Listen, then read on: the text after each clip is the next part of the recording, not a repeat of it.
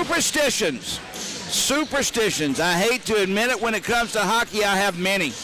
And sitting beside me is a former Birmingham Bull goaltender who I know for a fact has a few of his own. But it's that time of the year.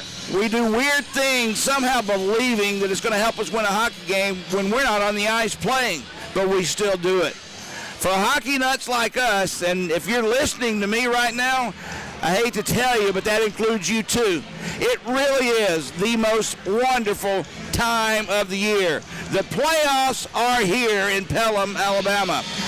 Opening night was October 18th. A lot of hockey has been played since that night. For me, though, hockey season started Thursday night in Fayetteville as the Bulls beat the Marksmen by a score of 4-2 in Game 1 of this best-of-3 series. A win tonight puts Birmingham in the semifinals against Peoria, Huntsville, or Roanoke, one of those three. A win also gives us an extra day's rest and a chance for me to sit in the recliner tomorrow and watch the last round of the Masters. But I assure you this, as Greg Dreveny will tell you, Fayetteville will do any and everything they can possibly do to force a sudden death Game 3 here on Sunday afternoon. Welcome to Playoff Hockey in Pelham. I'm Jody Chernesky, joined by former Bulls goalie Greg Dreveny for what will be a different kind of hockey than we've lived through the last 6 months. Greg, once again, you and I are searching. We're both waiting for that first elusive Bulls championship. We came close in the 90s, twice. We were here just 2 years ago, and we're an overtime loss, 2 overtime losses away from it happening then. And here we go again. After what we've lived through, tell me the recipe. What is it that we got to do to finally get that championship under our belts? Well, Jody, let me tell you something. The biggest thing about winning in the playoffs and advancing to the next round is not looking any further than where you stand right now. And that's the biggest thing for the Bulls. I think they faced a lot of adversity early on, and especially down that middle stretch of the season this year. And coming in, what I liked about what they did in Fayetteville going into that first game of the playoffs, they just went in. There wasn't a whole lot of hype. You know, everybody, the biggest thing is as you advance through those checkpoints of winning every game, because that's how I look at it. It's like you've got a marathon with 7 legs in it, and each one of those wins is a checkpoint, and you just got to maintain that very calm, even keel emotion throughout the whole thing. And that's what I saw the Bulls. They came in, they played that the other night in Fayetteville like it was any other game of the season. They came out, they played hard, and they won 4-2. You know, I remember Scotty Bowman, a 9-time Stanley Cup winning coach, once during an interview saying there's only one way to win a championship. And he said to win a championship, you have to attack your opponent one shift, one period, one game at a time. As simple as that sounds, I guess it comes down to doing just that, doing your job one shift, one period, one game at a time. You played this game. Can you be in the playoffs and be successful and do anything else other than that? Absolutely not. And you can even break it down, Jody, where a wise man once told me, I don't live my life day by day. I live it second by second. And that's the same thing. It's not just shift by shift. It's also what you do within that shift, because every single puck battle, every single second of that shift that you're on the ice, you have a job to do. Whether it's win that battle on the wall, get in front, create confusion in front of the net, or bust your butt and back check and break up a key play in your defensive zone. The fans here are all wild out, Jody. We got the batons going, glow in the dark. Holy cow. What an atmosphere. This is what fun is to me. I mean, the only thing I can relate to just better than this is one time I went to an Auburn National Championship game. I love playoff hockey more than that, though. As big of an Auburn fan as I am, I would trade an Auburn championship for just one Bulls championship And it all, at least for us, starts here tonight. In game one of the series, Birmingham and Fayetteville made SPHL history. For the first and only time during the playoffs, a game went penalty-free. There were no penalties in game one between Birmingham and Fayetteville. In fact, there's only one other time that's happened in this league. It was a regular season game back in 2017. These two teams are kind of like Birmingham and Huntsville. They're constructed the same way. They're not constructed roughly. They're constructed to play the game in a smooth skating way. It should be a lot of fun here tonight. Game one has nothing to do with the outcome of this except for one thing. I do believe Fayetteville will come out blazing to start this hockey game. Well, they definitely will, Jody. That'll be something that we'll look to see, because how important in every hockey game, especially when you're talking about Fayetteville and the Birmingham Bulls, is that first goal, that first 5 minutes. Both teams ride that emotional wave of that first tally, and that will be one of the key factors in tonight's game, so let's look for that early. Tonight's starting lineup first for the visiting Fayetteville Marksmen. Defensively, they'll go with Ryan Leaf along with Blake Holmes. Up front, Ryan Nolan, Johnny Monkovich, and Alex Gritz. That guy should be playing for Birmingham. Gritz, quintessential Birmingham. Either way. And that will be Ryan Kinney. We'll talk more about him in a minute. For Birmingham defensively, Taylor Barley, along with Connor Scahill, McGregor Sinclair, Troy McTavish, and Drake Glover up front. We'll pause for our national anthem. Glory Gurus. Oh, say, can you see by the dawn's early light what so proudly we hailed at the twilight's last gleaming, whose broad stripes and bright stars through the perilous fight o'er the ramparts we watched were still gallantly streaming, and the rocket's red glare, the bombs bursting in air, gave proof through the night that our flag was still there. Oh, say does that star-spangled banner yet wave o'er the land of the free and the home of the brave? Starting in goal tonight, first for Fayetteville, Ryan Kinney played most of the games this year for Fayetteville. He took the last 3 games of the regular season off in preparation, I suppose, for these playoffs. He was in net game 1 in the Birmingham 4-2 win. He comes in regular season record of 23-10-5-2, a goals against, a .275 and a .917 save percentage. Birmingham comes back again in the net with Austin Lotz. Austin was in net game 1. Excellent hockey game, as both Birmingham goaltenders often do. Lotz gave up 2. He comes in with a regular season record of 19-11-1. Goals against a .252 and a save percentage 4th best in the league, .921. That will be the last time I mention goaltender stats during the regular season, unless you bring it up. The new playoff stats are going to be more important from here, Greg, so we'll go along with that. But I still had to bring in those regular season stats because they do matter. It's just game 2. Oh, 100%, Jody. And you talk about the most important key factor in all of the matchups that are going around.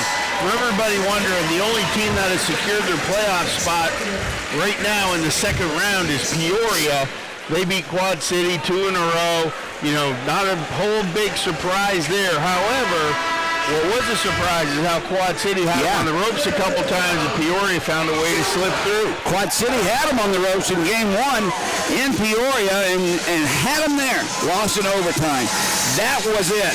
You win that game 1, Peoria being the top team in the league, and it hasn't even been close this year. Quad City had a shot, but they lost last night. Gave up an empty net goal, and that'll do it. Peoria advances. There'll be home ice advantage throughout the playoffs as long as they're in it. Let's wait and see. Greg will keep you informed as the other games that are going on.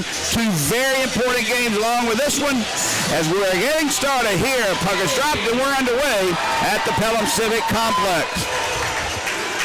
Bulls dressed in all black, Fayetteville in all white. Puck loose in the marksman zone, corralled by Ryan Leith. He'll drop it back for Grits.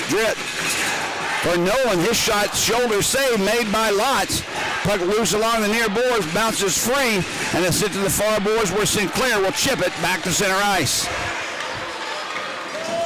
Right back into the Bull zone it goes, played by Taylor Brierly. Far side for Scahill. Tried to set it up for Glover, gets past him, Glover goes down. No icing on the play.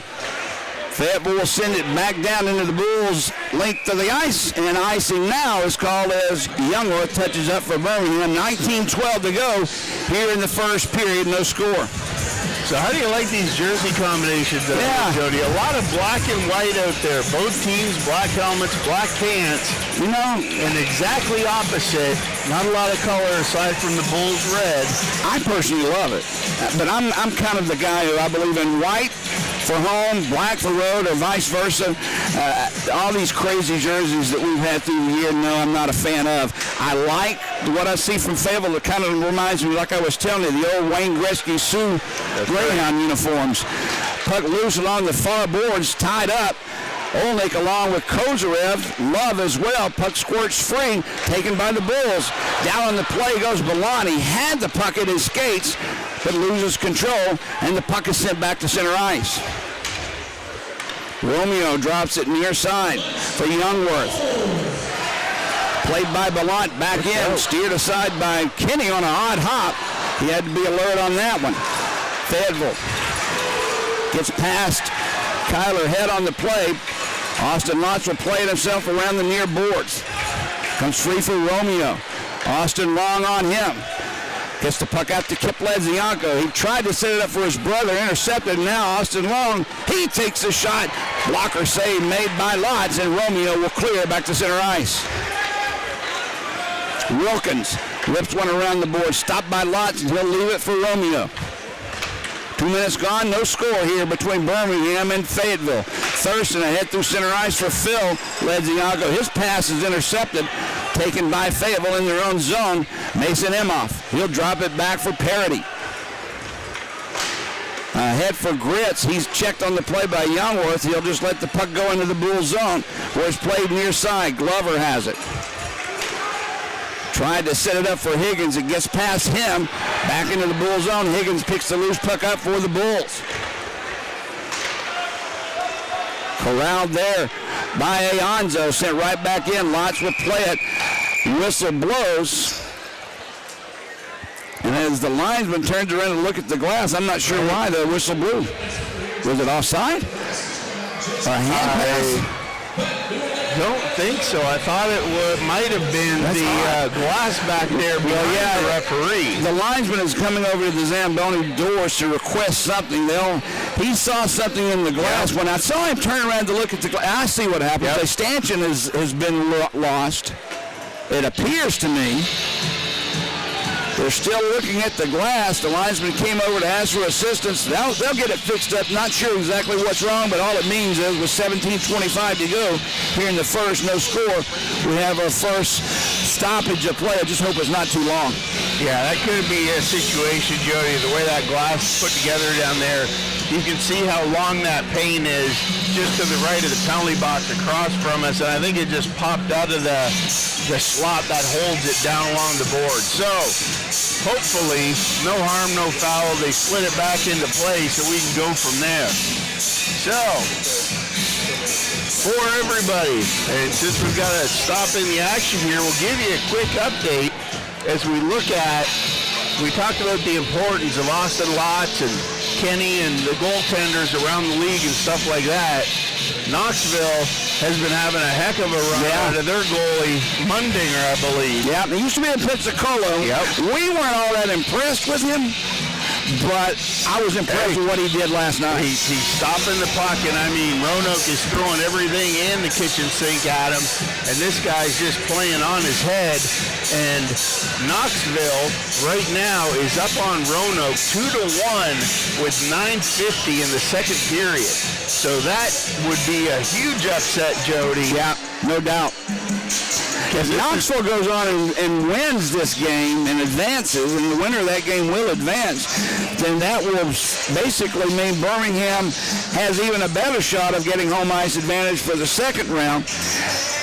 We know Peoria's got one of those slots, and either Roanoke or Knoxville, well, I'm sorry, Roanoke or Huntsville are ahead of Birmingham in the standings. Yes. So if one of those two teams wins, Birmingham will not have home ice advantage. We need both Huntsville to lose their series with Evansville, which is a real possibility. And as you said, Knoxville, you predicted before the playoffs even started, would take out Roanoke. And so far, your prediction looks good. Wow, hold your hat, Jody. Knoxville just added another one. Knoxville up 3-1 over Roanoke with 9:37 in the second. I tell you what, remember Austin Rodebush? He had a come apart there a couple weeks ago when they, who were they playing? They scored 5 goals and he pulled himself out of the net. So I guarantee you, letting up 3 halfway through the game, he's not going to be a happy camper. That's a big score right there. 2-goal lead Knoxville now has over Roanoke, and there is 8 minutes to go, 9 minutes to go in the second. So they're past the halfway mark of that hockey game. It'll be interesting to see what will happen in the second round. This is an exciting time in the SPHL. Wouldn't it be something if Peoria was the only of the first 3 seeds to advance, and it wound up being Birmingham playing Huntsville in the second round? The same exact scenario that we had 2 years ago. We opened up the playoffs 2 years ago with Fayetteville. We won. Second round was against Huntsville. We won. And then, of course, Roanoke was our opponent in the finals, and they took us out on 2 overtime games. I wonder if that's going to continue. I mean, it just looks like it's the same type scenario. Well, but we got a long game to go here. Absolutely, but that's the key. Even when you look at that Evansville-Huntsville series, Jody, it's the same exact thing where the goaltending is absolutely phenomenal on both sides. And you talk about the leaders coming into tonight.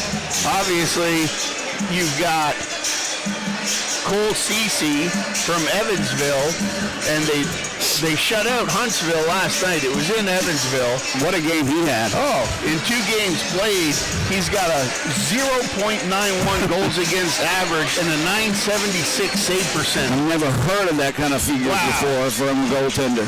So, and we're sorry, we're delayed in this hockey game. We're just 17:25 showing on the clock, 2:35 into this hockey game. The linesmen stop play due to a problem with the equipment. The glass on the opposite side of the arena either A, came loose, lost a stanchion or something. They were working on it, and it looks like could they possibly be just borrowing a piece of equipment in front of the scorer's table to put and that glass just over the blue line? I don't know what's going on. I don't like delays like this. I mean, you just worked up a sweat the first 2 minutes of the game in warm-ups. Now everybody needs to really just get back out there and just get loose once again. Well, and you can see definitely both goalies taking a different approach to this. Austin Lotzie's down there doing some crease movements, staying warm, rolling his shoulders around, getting it. And Kenny down there, he just stood on his goal line the entire time, and he's just like, hey, I'm cool and collected. And I get that. And that was one of the big things, Jody, especially when you're in the opposing team's rink as a goaltender. And I did a lot of skating back and forth into the corners and all that. And every time I did that, you know what, the fans just bought into it, and they'd hang over the glass and holler and hoot. So I get Kenny's look out here. He's not giving anybody any reason to say anything, and he's just sitting down there focusing, waiting for the puck to drop.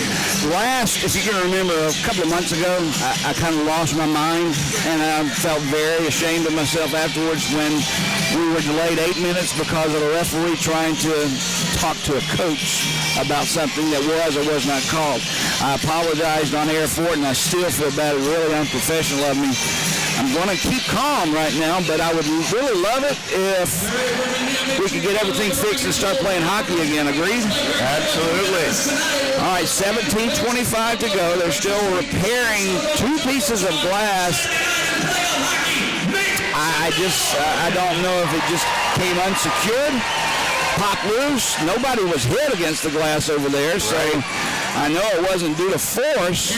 So they have the cordless drill out. Something must be being refastened, and I hope they can just get things done quickly. We're ready to go. Jody, I'll tell you what, thinking back where they're working on that glass, that is right on the first shift where Drake Glover, remember he went against the glass over there and he was hit as the puck was shot down the ice, so we thought it was going to be an icing. Well, I don't remember that. But that was the only interaction that we had where Glover was hit by the Fayetteville defenseman. Not sure which one it was. Might have been Leaf. It was a big guy who came in.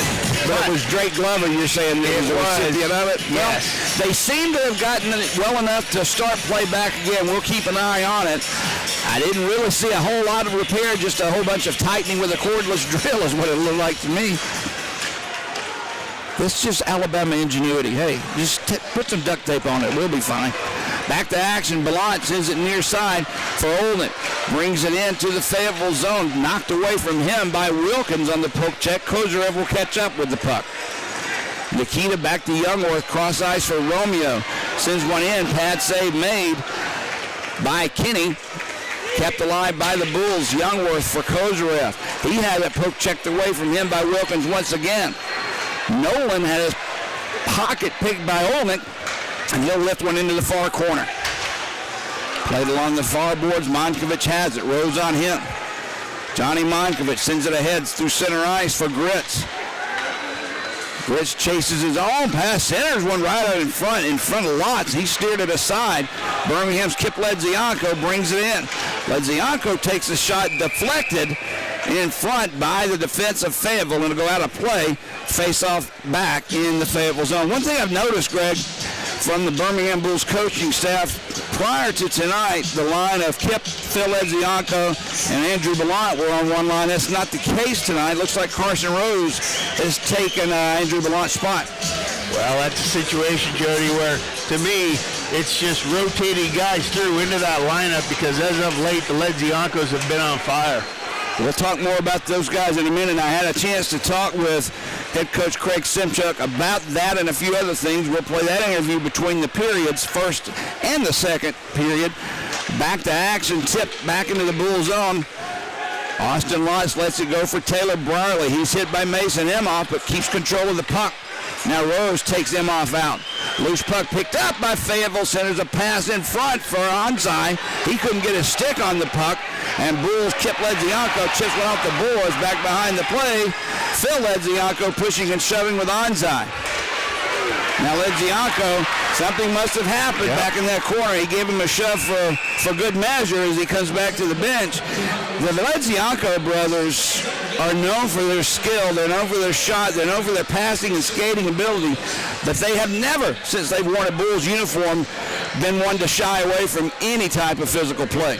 Well, it's one of those things, Jody, where I keep waiting because I see them get more aggressive and have more grit every time they hit the ice. And I keep waiting for that one where one of the other little skill guys wants to go with them and we see them getting in a little fisticuff. Off the draw, Tyler Love sends one to the corner. Taken by Caden Cahill. Cahill back to the blue line. Sends a wrister deflected. Lotz had to be sharp, and he got that blocker out and made a kick save. That one was marked for the far corner. Thurston lost it, deflected in front by Cahill. Okay, now we see what the strategy is. Throw the puck on net and deflect. That's what Fayetteville will try and do. This worked 3 times. Lotz, who's been answering the call on all 3. Ryan Kinney will play it himself along the near boards for Cahill. Skate away. Kozarev catches up with him quickly, so he'll drop it back, and they'll restart. Love sends a pass, gets past everyone, and icing will be called as Youngworth touches up. You know, Greg, it seems to me that and maybe I'm wrong, that Fayetteville is doing nothing more than just hoping for something to happen in front of Austin Watts, and so far it's worked, but they can't get one past him. If you're the Bulls' defense, though, how do you countermeasure that? Well, it's one of those things, Jody, where what they're trying to do right now is they're trying to put the puck deep. They're sending one forechecker in, forcing the puck around the wall, and then they're sending both of their wingers to the side wall. So they'll give the Bulls possession down low, force them whichever direction they want to push the Bulls into, and then they're looking to trap the puck before the Bulls can clear. So from a Bulls standpoint, what you want your forwards to do is they have to come down low and support so you get a little outlet pass there, and then you're going to have to start breaking up out of the middle. Face-off will be in the Fayetteville zone to the right of goaltender Ryan Kinney. Kinney gave up 4 goals Thursday night in Fayetteville in the 4-2 win for Birmingham. Orlick on the draw for Birmingham. Dalton Hunter for Fayetteville. Off the draw, loose puck in that face-off circle, goes behind the net. Picked up by Fayetteville. They'll backhand one out, but Orlick's there for Birmingham. Ryan Romeo sends one in. After it is Kozarev. Had a stick held up.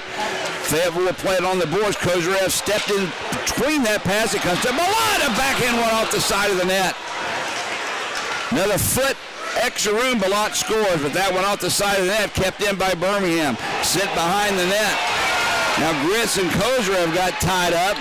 Fans wanting the call, none forthcoming. I really didn't see anything, to be honest. But it's sent back down in the Bull zone. Youngworth once again touches up, and icing is called on Fayetteville. Well, what they're hollering about, Jody, Fayetteville, they're playing man-on-man down low in their defensive zone, which, when you have a guy who's small and shifty like Kozarev, sometimes when he gets a step on you, you've got to pull him back. You've got to grab his elbow, slow him down. That's exactly what happened as Kozarev was trying to get around there behind the net to get to that loose puck. Phil Edzianko on the draw for Birmingham, lost it. Gritz actually put it right back on his own netminder, Kinney, who steered it aside. Birmingham. Carson Rose has the puck. Gives it up for Scahill. They'll send one in deep. Wow. Kip Edzianko had a step and almost had the shot, but his stick was lifted. There's a shot by Rose, save made. Rebound loose, far face-off circle. Rose has it. Curls away from Monkovich, who loses his stick. There's a shot, goes high of the net.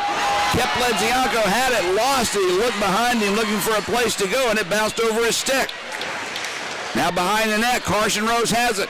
Thought about a wraparound. He does. Gets the backhander off. The save is made. The whistle goes.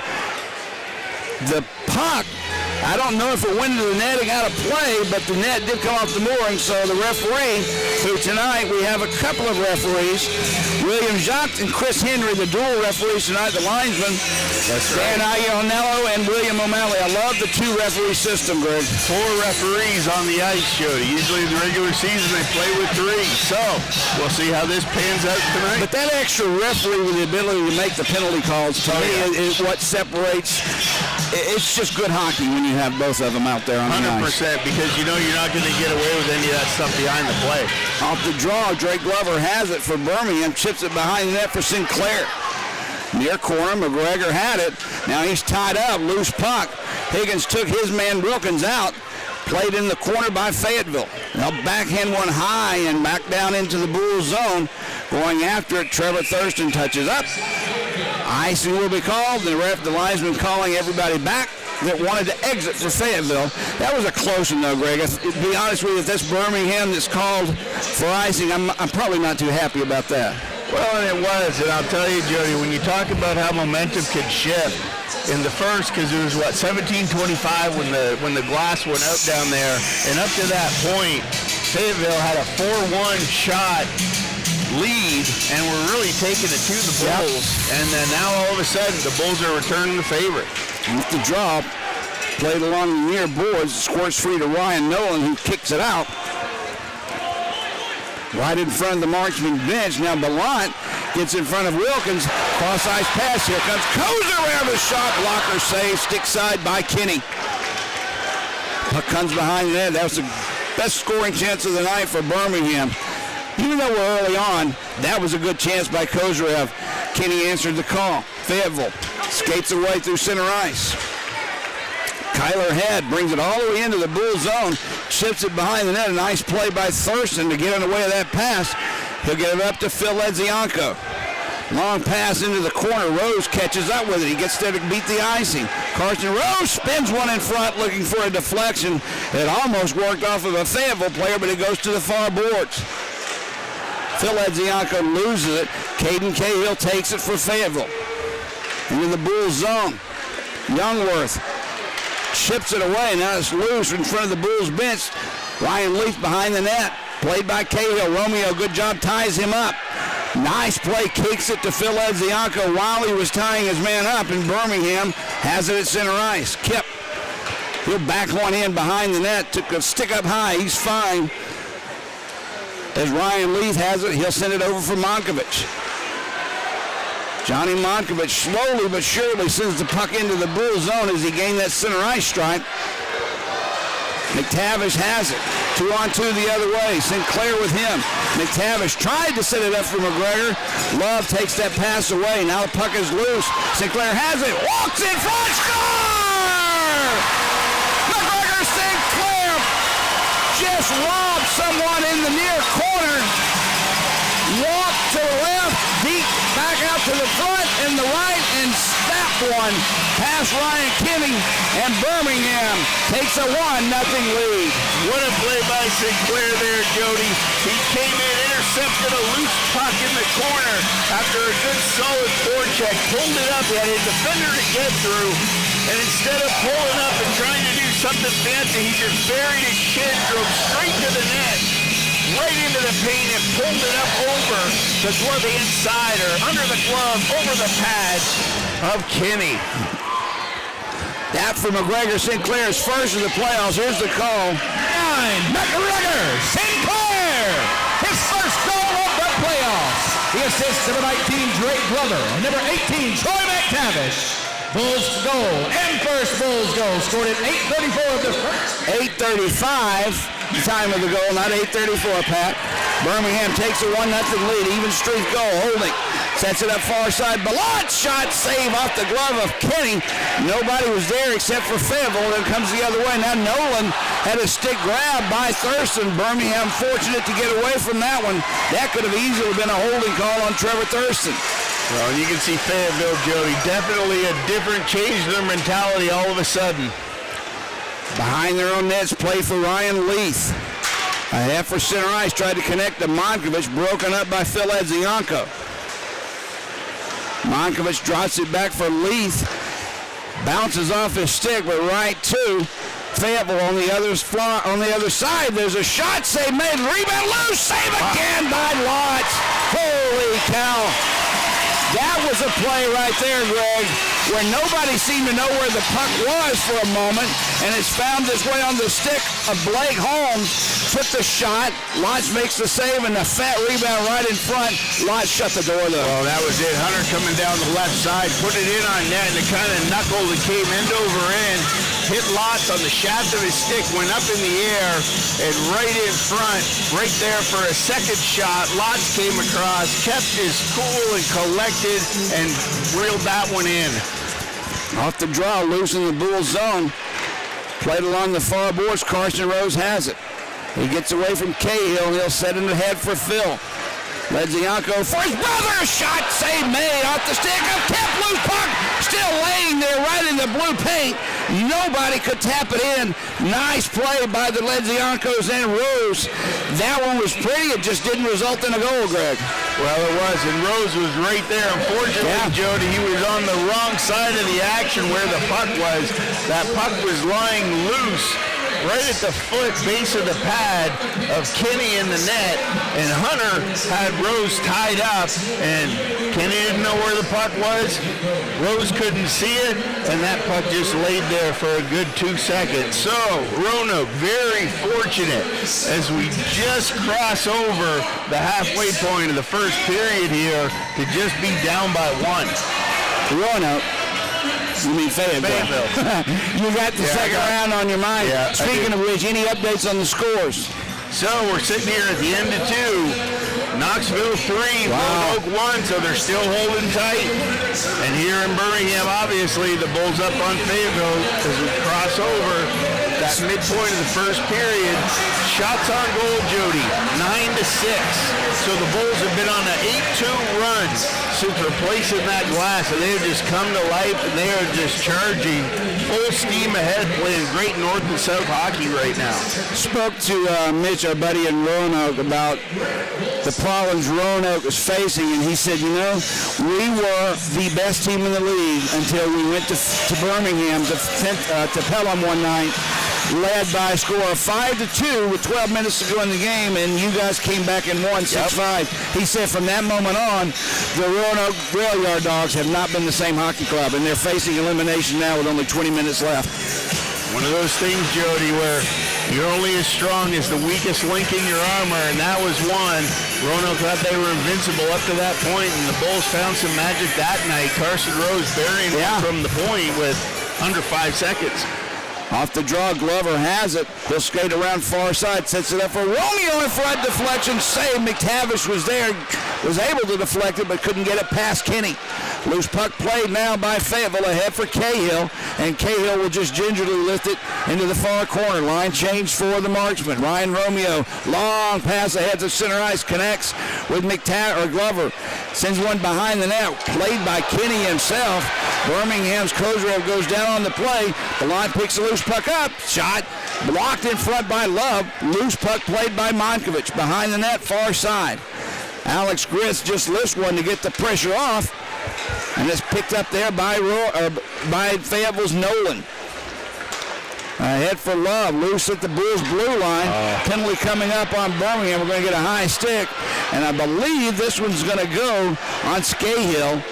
The newly acquired, well, I say newly acquired. He's only played in a handful of games for Birmingham this year, done really well, but this will be the first penalty of this series. 9:06 to go in the first. Fayetteville will be they'll be on the first power play of not only tonight, but the series. Well, one of those ones, Jody, where I know the fans aren't happy about that one, but nonetheless, Cahill did step up at the blue line, did a good job closing the gap there, but as the puck came into play, he tried to reposition his stick, and as he lifted it up, just got up too high underneath the chin. Birmingham does have 4 shorthanded goals on the season. Of course, none in the playoffs as of yet, but they are capable. Fayetteville has given up 3 shorthanded goals this year. Face-off in the Bull zone to the right of Austin Lotz. Sinclair for Birmingham on the draw. Alex Grist for Fayetteville. Puck is dropped. Sent back to the point. Dalton Hunter had his taken away on the play. Sinclair goes down, and that'll do it for that power play for Fayetteville. Sinclair checking to see if he's kind of leaking, but to be honest with you, that's a good penalty to take. If he doesn't take McGregor Sinclair down, Greg, he's gone. That's a breakaway. So Hunter will go off. 13 seconds of power play time for Fayetteville. That's all they get, but that still counts as a power play opportunity. So they're 0 for 1 on the night. If nothing else is called, Birmingham will get a 13-second power play of their own to deal with. But more importantly, we have some open ice to deal with now. 4-on-4 hockey. And Birmingham sends their skilled players out. The Ledzianko twins along with Romeo and Brierley. This is a time to take advantage of 4-on-4 hockey. Romeo slides it over for Taylor Brierley. He's watched by Grits. Near side, Kip gives it to his brother, taken away by Monkovich, and it's taken in there by the Fayetteville defense behind their own net. Ryan Leith with it. Ahead for Holmes. Far side connecting. Brings it into the Bull zone. Down low. Wow. Shot was taken from the point. Grist deflected. Lott steers it to the corner. Here comes Phil Ledzianko with his brother through center ice. He gets past one. Drops it back. Ledzianko scores!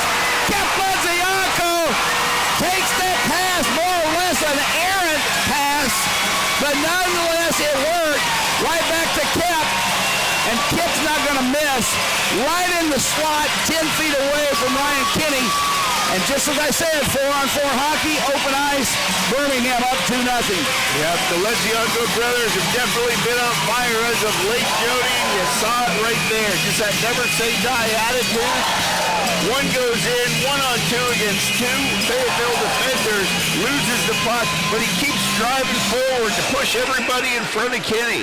His brother comes in behind him and buries it low blocker on Kenny. Bulls 2, Fayetteville 0. These two kids have just, I don't know what it is. I talked with head coach Craig Simchuk about it, and I asked him, what's caused this? Here's the call to go. Yeah, Lezianko, his third goal of the playoffs. The assist, number 23, Phil Lezianko, and number 57, Austin Lotz. Lotzy gets the assist. There you go.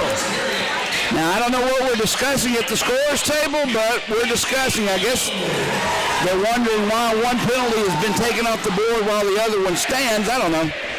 But either way, third playoff goal for Kip Lezianko, leading all Bulls scorers. His brother Phil on the assist along with Austin Lotz. 11:46 the time of the goal. Yep, the difference in those penalties, Jody, was 13 seconds. Right. So if they want to figure it out, all we'd have to do is put 121 up there for the Marksmen when we get back underway. Kind of been a sloppy game from the, I don't know, everything but hockey department. The hockey's been good, but the problem with the boards, the problem with the glass, the problem with the scores table's glass, now the problem with the scores table. Everything is fine except for the things that have nothing to do with hockey. Hey, if that's what it takes to throw off Fayetteville's rhythm, Joe, then hey, give me a couple more. I agree. Misconfusions out there. 8:13 showing on the clock, and when the goal was scored and the clock was stopped, not that it matters, but there was 8:14 showing on the clock. Just right. 1 second. Who cares? What I care most about is it's 2-0 Birmingham. But again, the game is being delayed for a reason we don't understand and don't know. Well, but yet here we are once again. Now they put up 81.4 seconds on the clock. So yeah, well that's wrong, obviously. Yeah, but I guess in the meantime we can talk about what's happened around the league. Any more updates? Last we heard Knoxville was up 3-1 over Roanoke in Roanoke.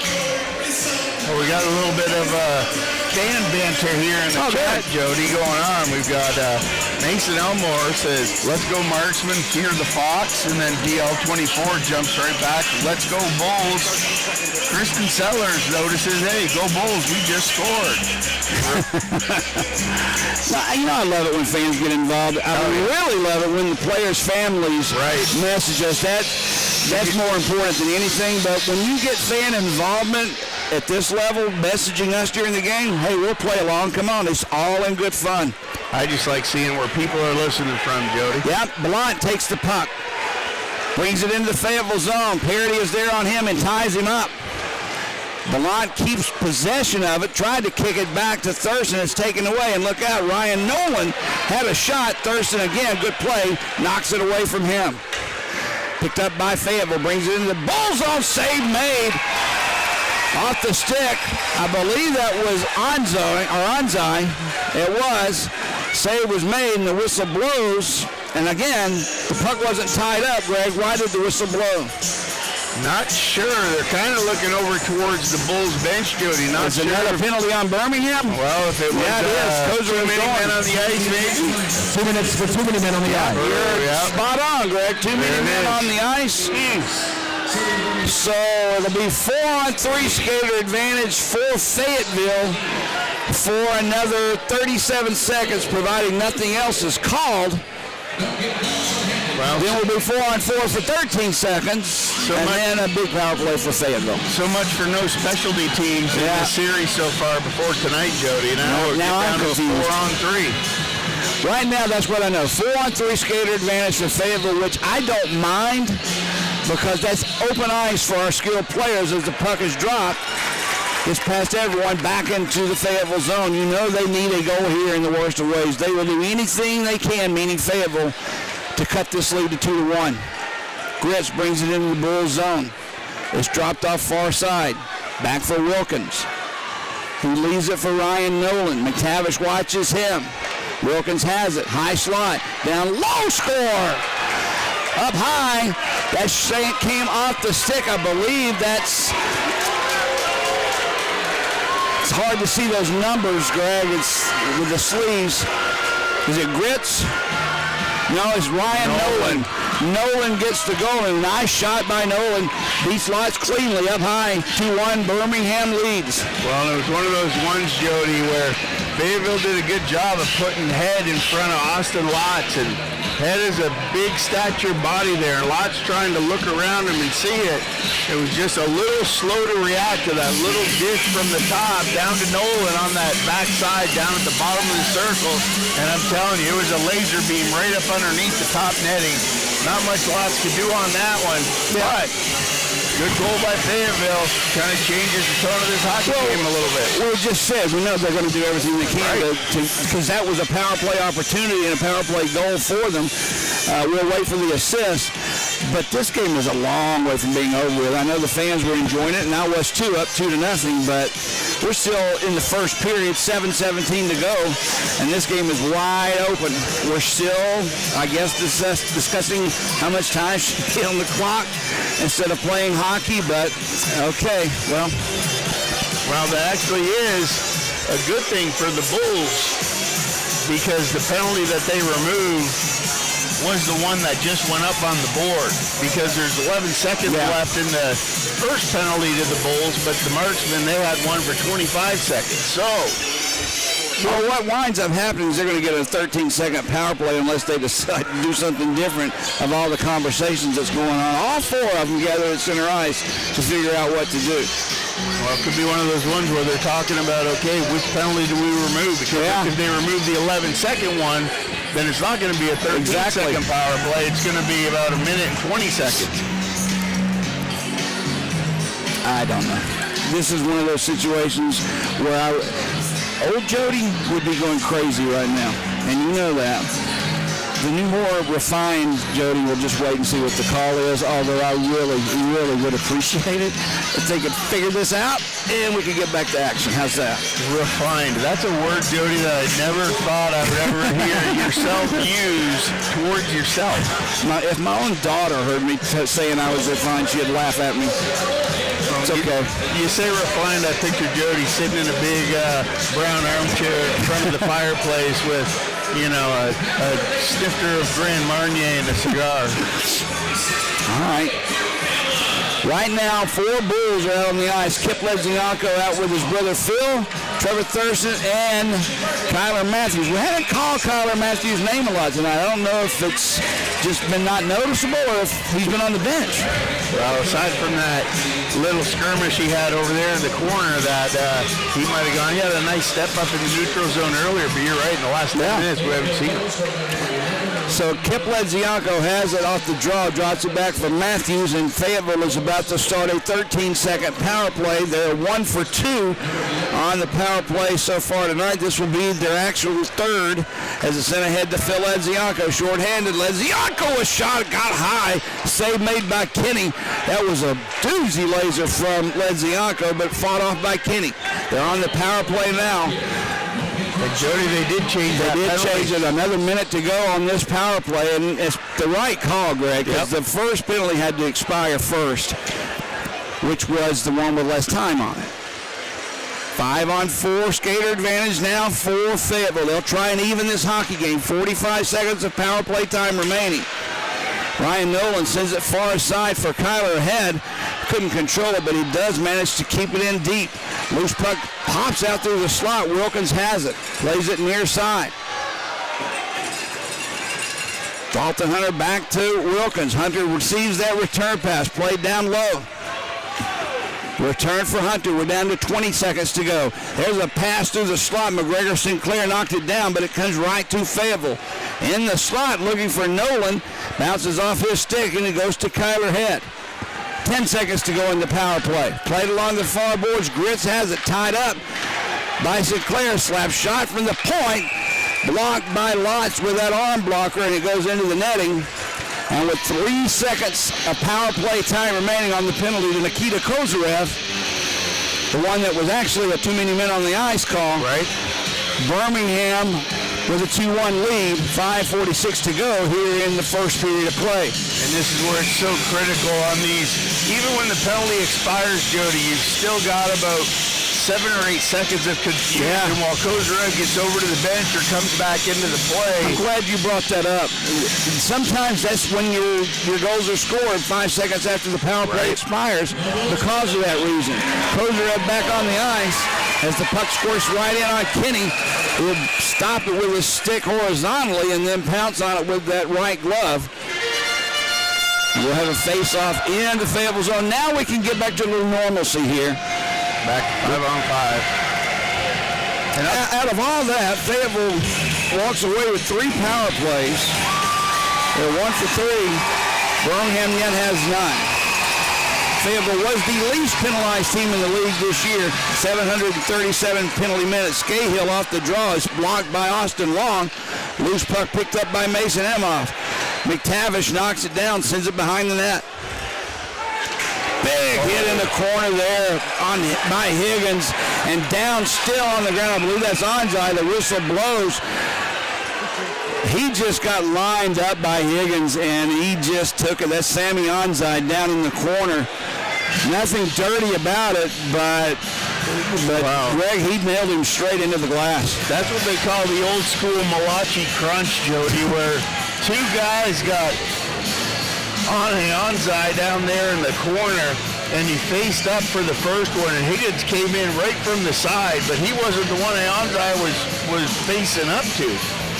And he put him into the wall hard, and he's going to be feeling that one. And keep in mind, Jody, Anzai, he did not warm up tonight. Yeah, and he's had a couple of shifts here and there, so I'm wondering if he wasn't just a little bit tight and not really expecting that one. Because Sammy Anzai now up on his skates, skating away slowly, but you're right. I'm glad you brought that up. Originally, he was scheduled to be a healthy scratch. Speaking of Anzai. Right. And instead, Lambert was going to be the scratch. Something happened in warm-up to Hudson Lambert, one of their defensemen, and a change was made to bring in Sammy Anzai. Well, you're right. Anzai still slowly, gingerly coming back to the bench. He'll sit down. I think he just got his bell rung good, but like you said, if he's tightened up, when you get hit like that and all of a sudden you flinch and tighten up, it's going to hurt.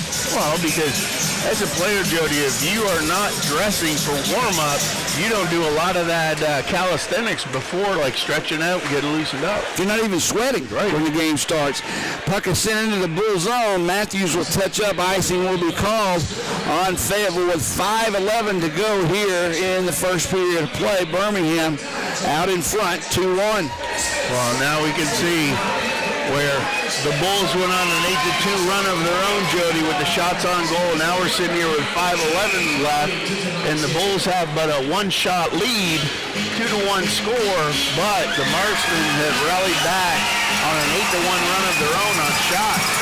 Off the draw, loose puck in that circle, tipped back to Brierly. He plays it down low.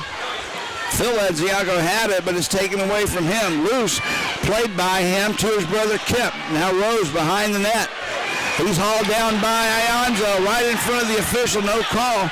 Maybe a little theatrics, I don't know, but he did go down, and Fayetteville clears into center ice. Kip Edziago will bring it in. Drops it back for his brother. He couldn't control it, and it's sent back into center ice. Ryan Leith has it. Into the Bull zone, played by Kyler Head to Ryan Leith. He scores. The defenseman got in behind the Bulls defense, and he took that pass. And just because you're a defenseman does not mean you can't play down low. And just like that, it's a 2-2 hockey game, Greg. Well, it's one of those ones, Jody, where the Bulls have resorted, they're playing man-on-man defense, and as a defenseman, if you step up, and that's exactly what happened on Leaf, Bulls defenders step up on it, you got to come up with one or two things. It's puck or body, and unfortunately for the Bulls, they came up with neither. That put Leaf it all alone, one-on-one on lots, good little backhand, forehand, and just beat lots to the glove side. Here's a call. The assist, number 8, Caden Cahill, and number 23, Kyler Head. Goal scored at 15:34 in the first period. Number 6, Ryan Leaf. Leith's his first goal of the playoffs. I didn't catch the assist really on either of the Fayetteville goals, so we're having a media timeout here as Greg will check up on that for me. The first one, a 12:43, a power play goal by Fayetteville, cuts the lead at 2-1. The goal was scored by Ryan Nolan. The assist on the play goes to Alex Wilkins. On the second goal by Ryan Leith, Cahill and Kyler Head with the assist. And we have a tie hockey game with 4:19 to go here in the first period of play. Keep in mind, Jody, Leith is a defenseman. Yep. You know what I mean? Like, that is a pretty nifty move to get around. Sure it was. Beat him one-on-one, and then come around and have hands like that to make that move and beat Austin Loth on the far side. Do you think a little complacency set in with the Bulls after going up 2-0? And I don't want to use the word relax because that's not really what I'm thinking, but they did look differently the last 10 minutes than they did the first 10 minutes of the game. No? Jody, how many games have I been in? Oh, okay, Kenny. Now I didn't see what Ryan Kenny, the netminder, did, but he gets called for a delay of game. Greg, what happened? Well, coming back to the bench, the referee signaled for him to get back at the net after the media timeout, and they didn't like it. Took him a little too long, I guess. How odd. After a game Thursday with 0 penalties, we're loaded up with tonight 2 delay of game penalties, 1 for each team, as Fayetteville takes the puck and lifts it down the ice. Well, and that's the thing, Jody. You talked about what changed, and it's that kind and this kind of a penalty that really takes the momentum out of your team when you're firing. Rose brings it in, trying to get it to Sinclair, is taken away, and Austin Long will send it down into the Bull zone. Caden Cahill serving the delay of game penalty for Fayetteville with 1:25 remaining of power play time for Birmingham. Tie game 2-2. Rose lost Offside. the puck. It goes to Austin Long. A delayed offside is called. Carson Rose didn't like it, but it's called, and right back down the ice it's sent with 1 minute to go here on power play time for Birmingham. Birmingham needs to get settled down and start playing the hockey that got him here. Ryan Romeo, 4 men back for Fayetteville, sends it in. He'll give chase along with Olnick. Olnick kicks it behind the net, played by Kipledzianko. Parity had it, lost it. Mason Emoff, though, finds it and sends it down the ice once again. No shots on this power play thus far for the Bulls. Phil Edzianko ahead to Olnick. Slides one around the board, stopped by Kenny. He'll bank one off the glass and out. Birmingham just can't get set up, Greg. Well, one of those things, they're putting it deep. We know Kenny can handle the puck pretty well. He's just taking advantage of that, clearing it himself. Phil Edzianko can't get past Sammy Anzai, and he'll send it easily back down to the Bull zone. And Greg, I didn't see one scoring opportunity as we're down to the last 10 seconds of power play time for Birmingham. It was just basically keep away. Sinclair sent one for Higgins, who wasn't expecting that. Ben Higgins had a nice pass from Sinclair, but I don't think he was expecting it. The puck bounced off of Higgins' skate harmlessly, and the puck is now frozen. What happened, Greg? It was almost like Higgins came in, Jody, one-on-one on a defender, but you saw the Bulls far weird. I think it was Olnick who got tied up over there and fell down. I think Higgins thought they were offside. He just kind of pulled up and stopped on the play, and they played the puck in towards the net and just caught him off guard. 2:21 to go, first period. Face-off in the Fayetteville zone to the right of Ryan Kenny, won by the Bulls. Matthews from the point takes a shot, save is made. McTavish rebound goes wide.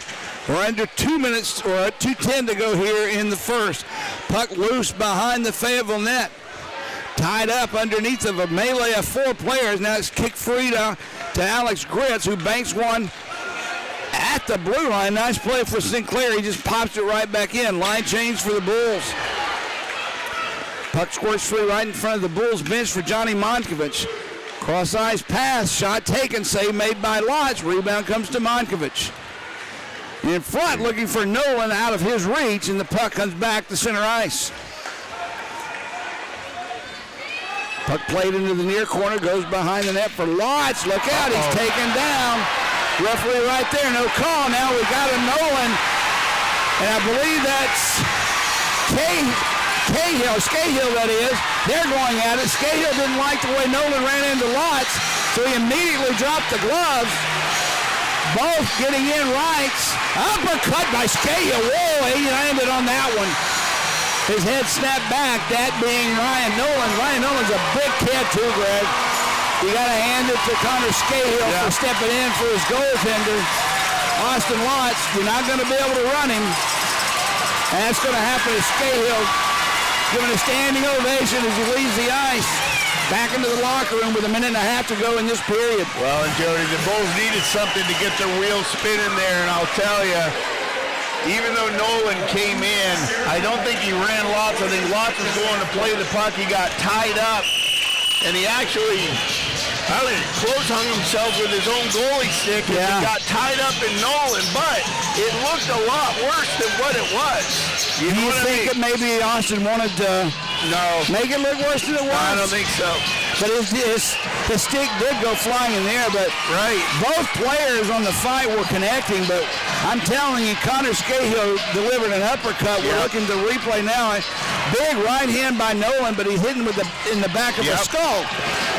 Scahill came in right there with that left uppercut and snapped the head back of Ryan Nolan.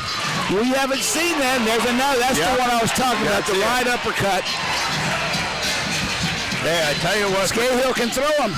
For giving up the height and weight advantage there, Jody, that's something that we've been looking for out of this Bulls team. And hey, if it comes to battle, who's going to answer the bell? So great seeing one of the new guys, the late additions added at the end of the year, coming up and answering the bell. That's exactly what we needed to see there.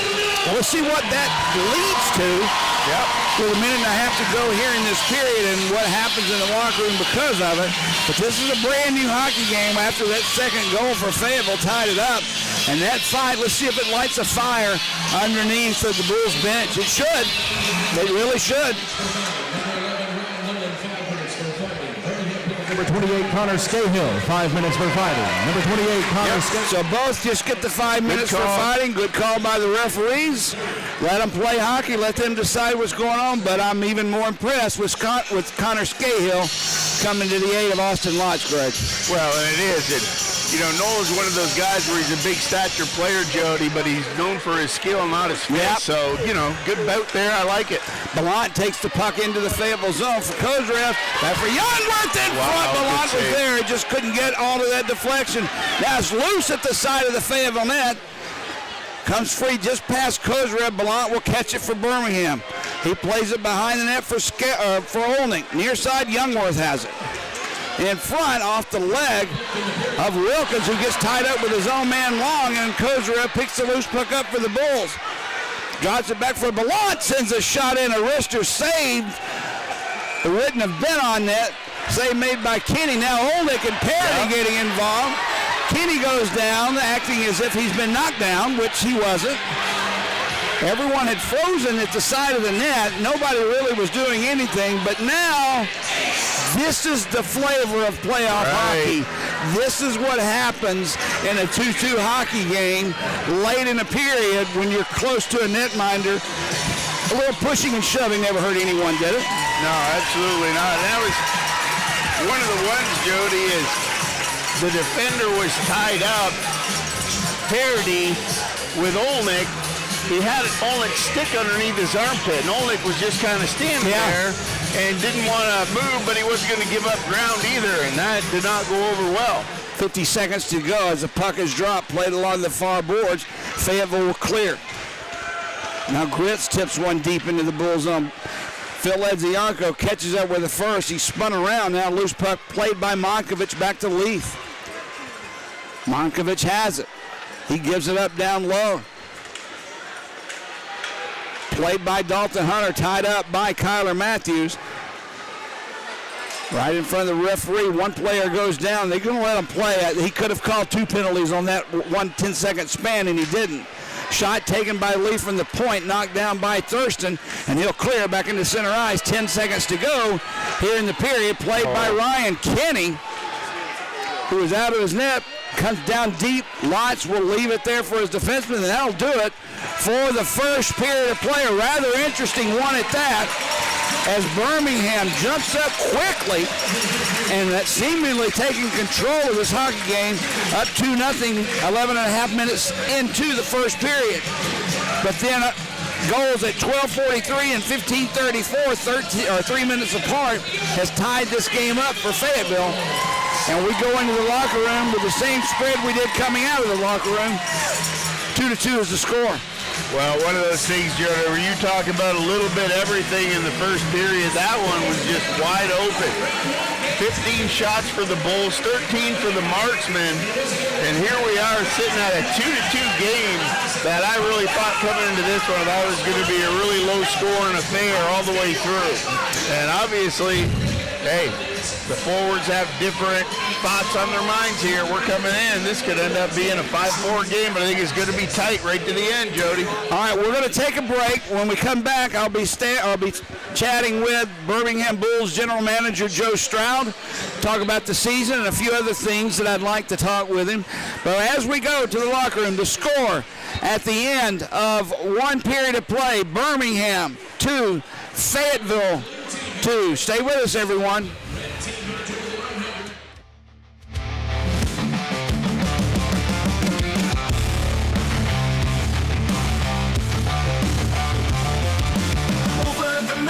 Focusing on the right, lineup is set and the roster's tight.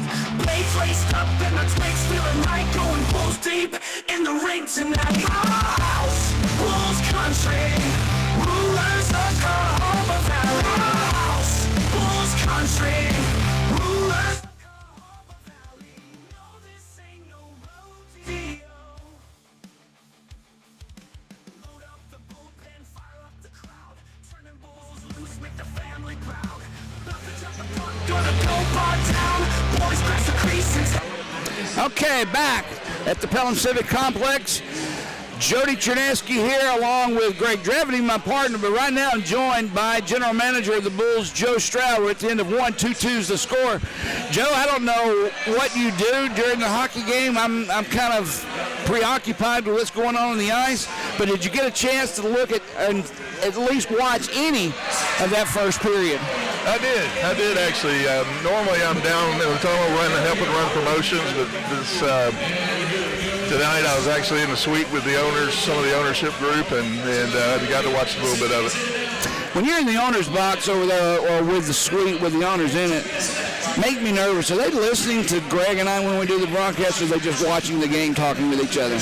They're just watching the game, talking to good. each other. That makes me feel good. No, they feel good. They occasionally one or two may have it on their phone or something, but they won't. Now, what I think they do is I think they go back after the game and re-listen to it. Well, that doesn't make me feel any better, but okay. That's better than live, I guess. It's scary at times, Joe, up here. You see this red button? Yeah. Or the red dial. If it's all the way to the right, that means anything we say goes out on the air. So that makes me nervous. I'm not ashamed to admit sometimes I say things I shouldn't. Yeah. So I try, and Greg helps me. He cuts that thing down. But anyway, let's talk about the Birmingham Bulls. I had a chance to talk with Doug Price today, the league president, as I do every day. And I have to give you guys, when I say you guys, the leadership of this league, from Doug Price down to every owner and every GM, every director of hockey ops, whatever you want to call it, the leadership in this league has been phenomenal. The last 3 seasons, the SPHL has topped the 1 million fan mark as far as paying fans go into the buildings around the league. This year has been the best year of them all. 1.2 million people came to see SPHL hockey this year. And Joe, from where you and I came from in the 90s with the ECHL, I don't want to use the word shock because that's not really what I'm looking for, but I'm very, very, very surprised the success rate of not just one franchise, but all the franchise. Every franchise this year had an increase in attendance from last year. That's right. And it's really so good to be part of a league like that strives on ticket sales, and everything's about making money. You know, it's like, how do we make our teams profitable in this league? And so we share ideas and promotions and things like that. And it always helps. So, well, some fans, when they hear you say that, and I could say this to you, I'm a friend of yours, we've known each other for 30 years. Some fans, when they hear you say it's all about making money, that may turn some fans off. But at the end of the day, this is a business. At the end of the day, we're a for-profit organization. Yeah. So when it comes down to it, I mean, we got to make money, or we're not here. And we are dead set on being here for the long haul in Birmingham this time. We're not going anywhere. Well, this has came a long way too. In talking with Doug, we were talking about the pre-COVID year, then the COVID year, then the year when we only had 5 teams playing in the league, and something happened at that point, because every year has just been unbelievably successful since then. Right. What has the league done as a whole, or what do you see has changed from what it was prior to COVID? Something changed, Joe. Well, I think people were so happy to get back out, first of all. I think that was huge after COVID was over. You know, people were ready to get back out. And that took a long time because just, you know, the whole transition, because we got teams that aren't, even though we're the Southern Professional Hockey League, we got teams that aren't as Southern as others. Right. If you know what I mean. And It's a name. It's not in geography. It's in name only of Southern Professional Hockey. and they're not in as conservative markets sometimes, to say that lightly. But no, you know, Huntsville. Some of these teams like Huntsville and Knoxville have been around for 20 years. They're continuing to grow their fan base year after year after year. So that helps us get stronger and stronger. You know, we're in year 8 right now. Our attendance has grown every year the last 4 years. So it's been fantastic. Macon, you know, Fayetteville bought Macon.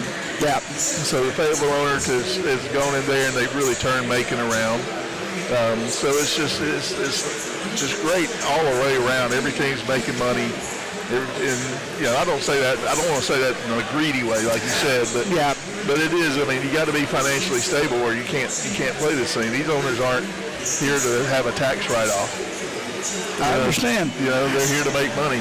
Well, and it's working. It's definitely working. One of the things that surprised me, and Doug and I talked about the reasons for this. I don't really know if what he said was in actuality or not. He gives all the credit to you guys in the front offices, from you to whoever else is running each and every franchise. You guys have to come up with ways and ideas, not just winning hockey games, but for people that aren't hockey fans or even sports fans. You got to find ways to bring them in the building. You've been able to do it. I was speaking with one of the owners earlier in the year that if there's money under a rock somewhere, Joe Stroud will go find it. He knows how to make money. And it's just been unbelievably successful for Birmingham. But looking back on it, last year Knoxville missed the playoffs for the first time ever. They had a horrible season. Bad coach, didn't work out well throughout the season. They missed the playoffs for the first time ever. You would think in a normal situation that would translate into fewer people coming to the games. But Knoxville has an increase in attendance this year. Yeah, they do. They do. And they got Mike Murray, who runs that team, does a fantastic job. His promotions are great. You know, and that's what, you know, we like to do. We all kind of, you know, what did Art used to say? Forgery's the biggest form of flattery. You know? Yeah. So we always kind of copy each other. And Gosh.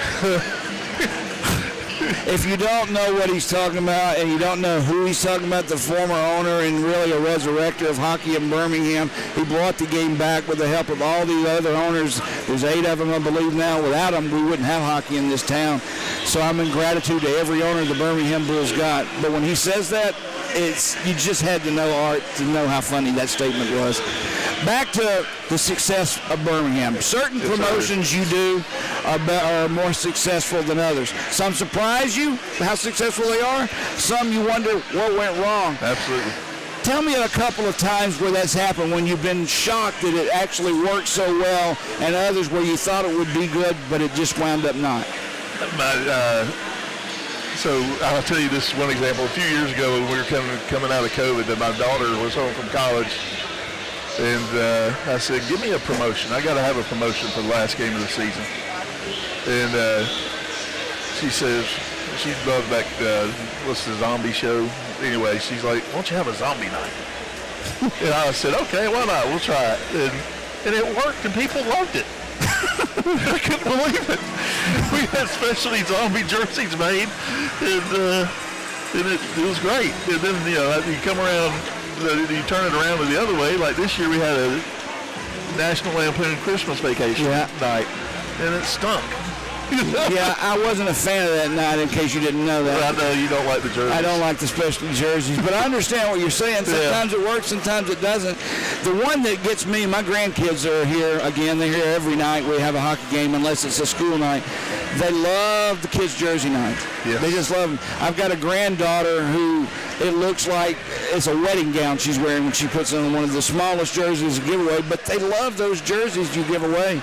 I mean, did you think that through the years this would still be a big night when you give away kids' jerseys? I knew it would be a big night, but I never thought it'd turn into 3 different kids' jersey nights in one season. And they're all people are coming in successful doing it. But it's funny, I got that idea from Greg in Pensacola. He owns Pensacola, and he told me that he does like 3 or 4 military nights every year. Of course, he's got the Air Force Base there.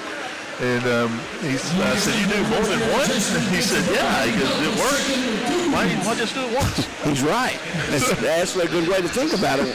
I will tell you this.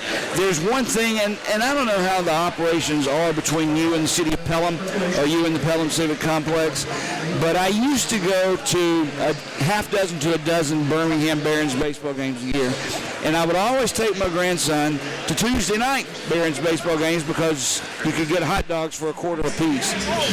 It worked. I showed up. The place was packed. They don't do that anymore, and I don't go anymore for a lot of reasons, but that's one of them.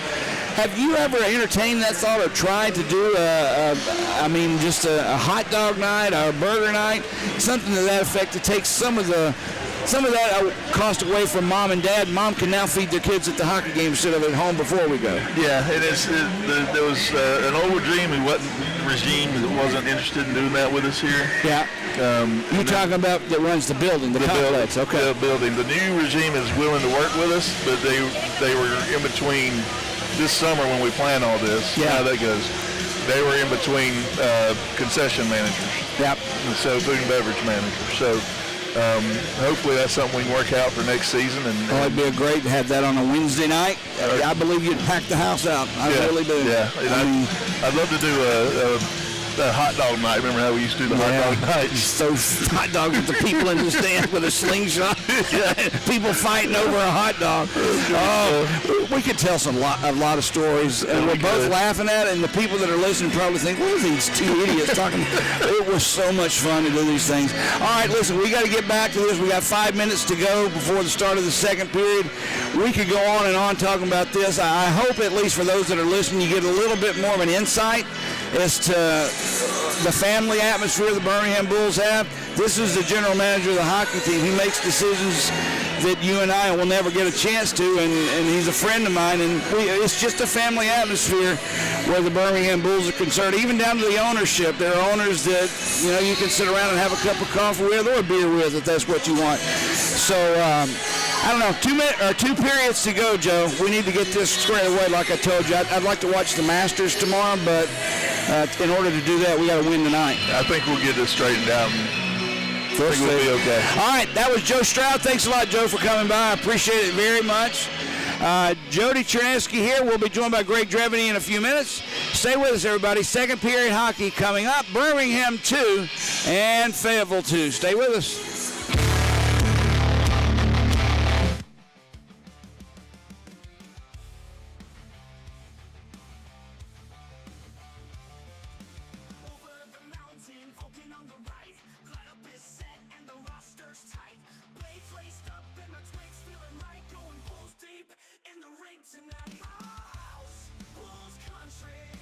Rulers of the Harbor Valley House, Bulls Country, rulers